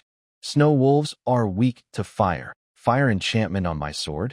That's literally just the fire aspect enchantment from Minecraft. This world keeps accidentally recreating game mechanics, and I keep accidentally benefiting. Beautiful. Fine, come down. She jumped. Coco tried to catch her like a heroic bodyguard. But Coco's arms were still wrecked from fighting Bark earlier. And the moment she caught Nina, her legs buckled, and they both pitched forward. I caught them. One arm around Nina's waist, body blocking Coco's momentum. Smooth. Instinctive. Very anime protagonist of me. Nina looked up at my face from approximately 3 inches away. Her cheeks went pink. Fox ears went flat. Thank you. Just don't get yourselves killed after I went through all this trouble saving you. I set her down and immediately went back to digging, because feelings are complicated and tunnels are simple. I mined a straight horizontal tunnel toward the wolf den. 50 meters of solid rock, carved in minutes. Torches on both walls. Clean, lit, professional. When Nina and Coco finally caught up, they found a fully illuminated underground highway with floating dirt ceiling. Why? Why doesn't the dirt fall? Nina whispered. How did he dig this in 2 minutes? Coco added. They'd run out of shocked facial expressions. Their faces were just stuck on, buffering. When I reached the right spot, I called Coco over. Can you pinpoint the pups from down here? She sniffed. Ears rotated. Nose twitched. Right above us. Good girl. Literally. I jumped, placed a cobblestone block under my feet midair, and my head popped up through the ground into the wolf cave like a prairie dog. The most dignified entrance in military history. Nina and Coco watched a human being use a stone block as an elevator, and I think something in their brains actually broke this time. Inside the cave, 5 wolf pups were curled up together in a pile, little fluffy snowballs, sleeping peacefully, completely unaware that the world's sneakiest Minecraft player was about to commit grand theft puppy. I reached over, gently, carefully, picked up the first sleeping pup, lowered myself back down, handed it to Isabella, who placed it in Coco's cloth sling with surgical precision. Not a sound. Back up. Second pup. Down. Delivered. Third. Fourth. Fifth. 5 trips. 5 puppies. 0 barking. 0 detection. Flawless heist. Coco was now carrying 5 tiny snow wolves in a bundle and looking at them like she'd just been handed the world's most precious cargo. Nina was staring at them with literal stars in her eyes. Puppy heist. Complete. October 10th. Would steal babies again. Now for the fun part. Coco retreated down the tunnel with the goods. Nina cast Fire Blade on my iron sword. Her hands glowed. She traced her fingers along the blade, and orange-red fire energy wrapped around the metal. My sword was now a flaming sword. Fire aspect eye, baby. The girls pulled back to safe distance. I stood beneath the hole into the cave, banged my sword hilt against the stone wall. Clang, clang, clang. Then dropped down and waited in the dark. Above me, I heard it. Rapid pause on snow. The mother wolf had come running. I could picture her bursting into the den, skidding to a stop, looking at her empty nest, then spotting the hole in the ground. Her babies sent leading straight down. A moment of confused wolf brain processing. Then, without hesitation, she jumped in. Right into my tunnel. Right where I wanted her. Welcome to the underground, Mama Wolf. This is my domain. Let's dance.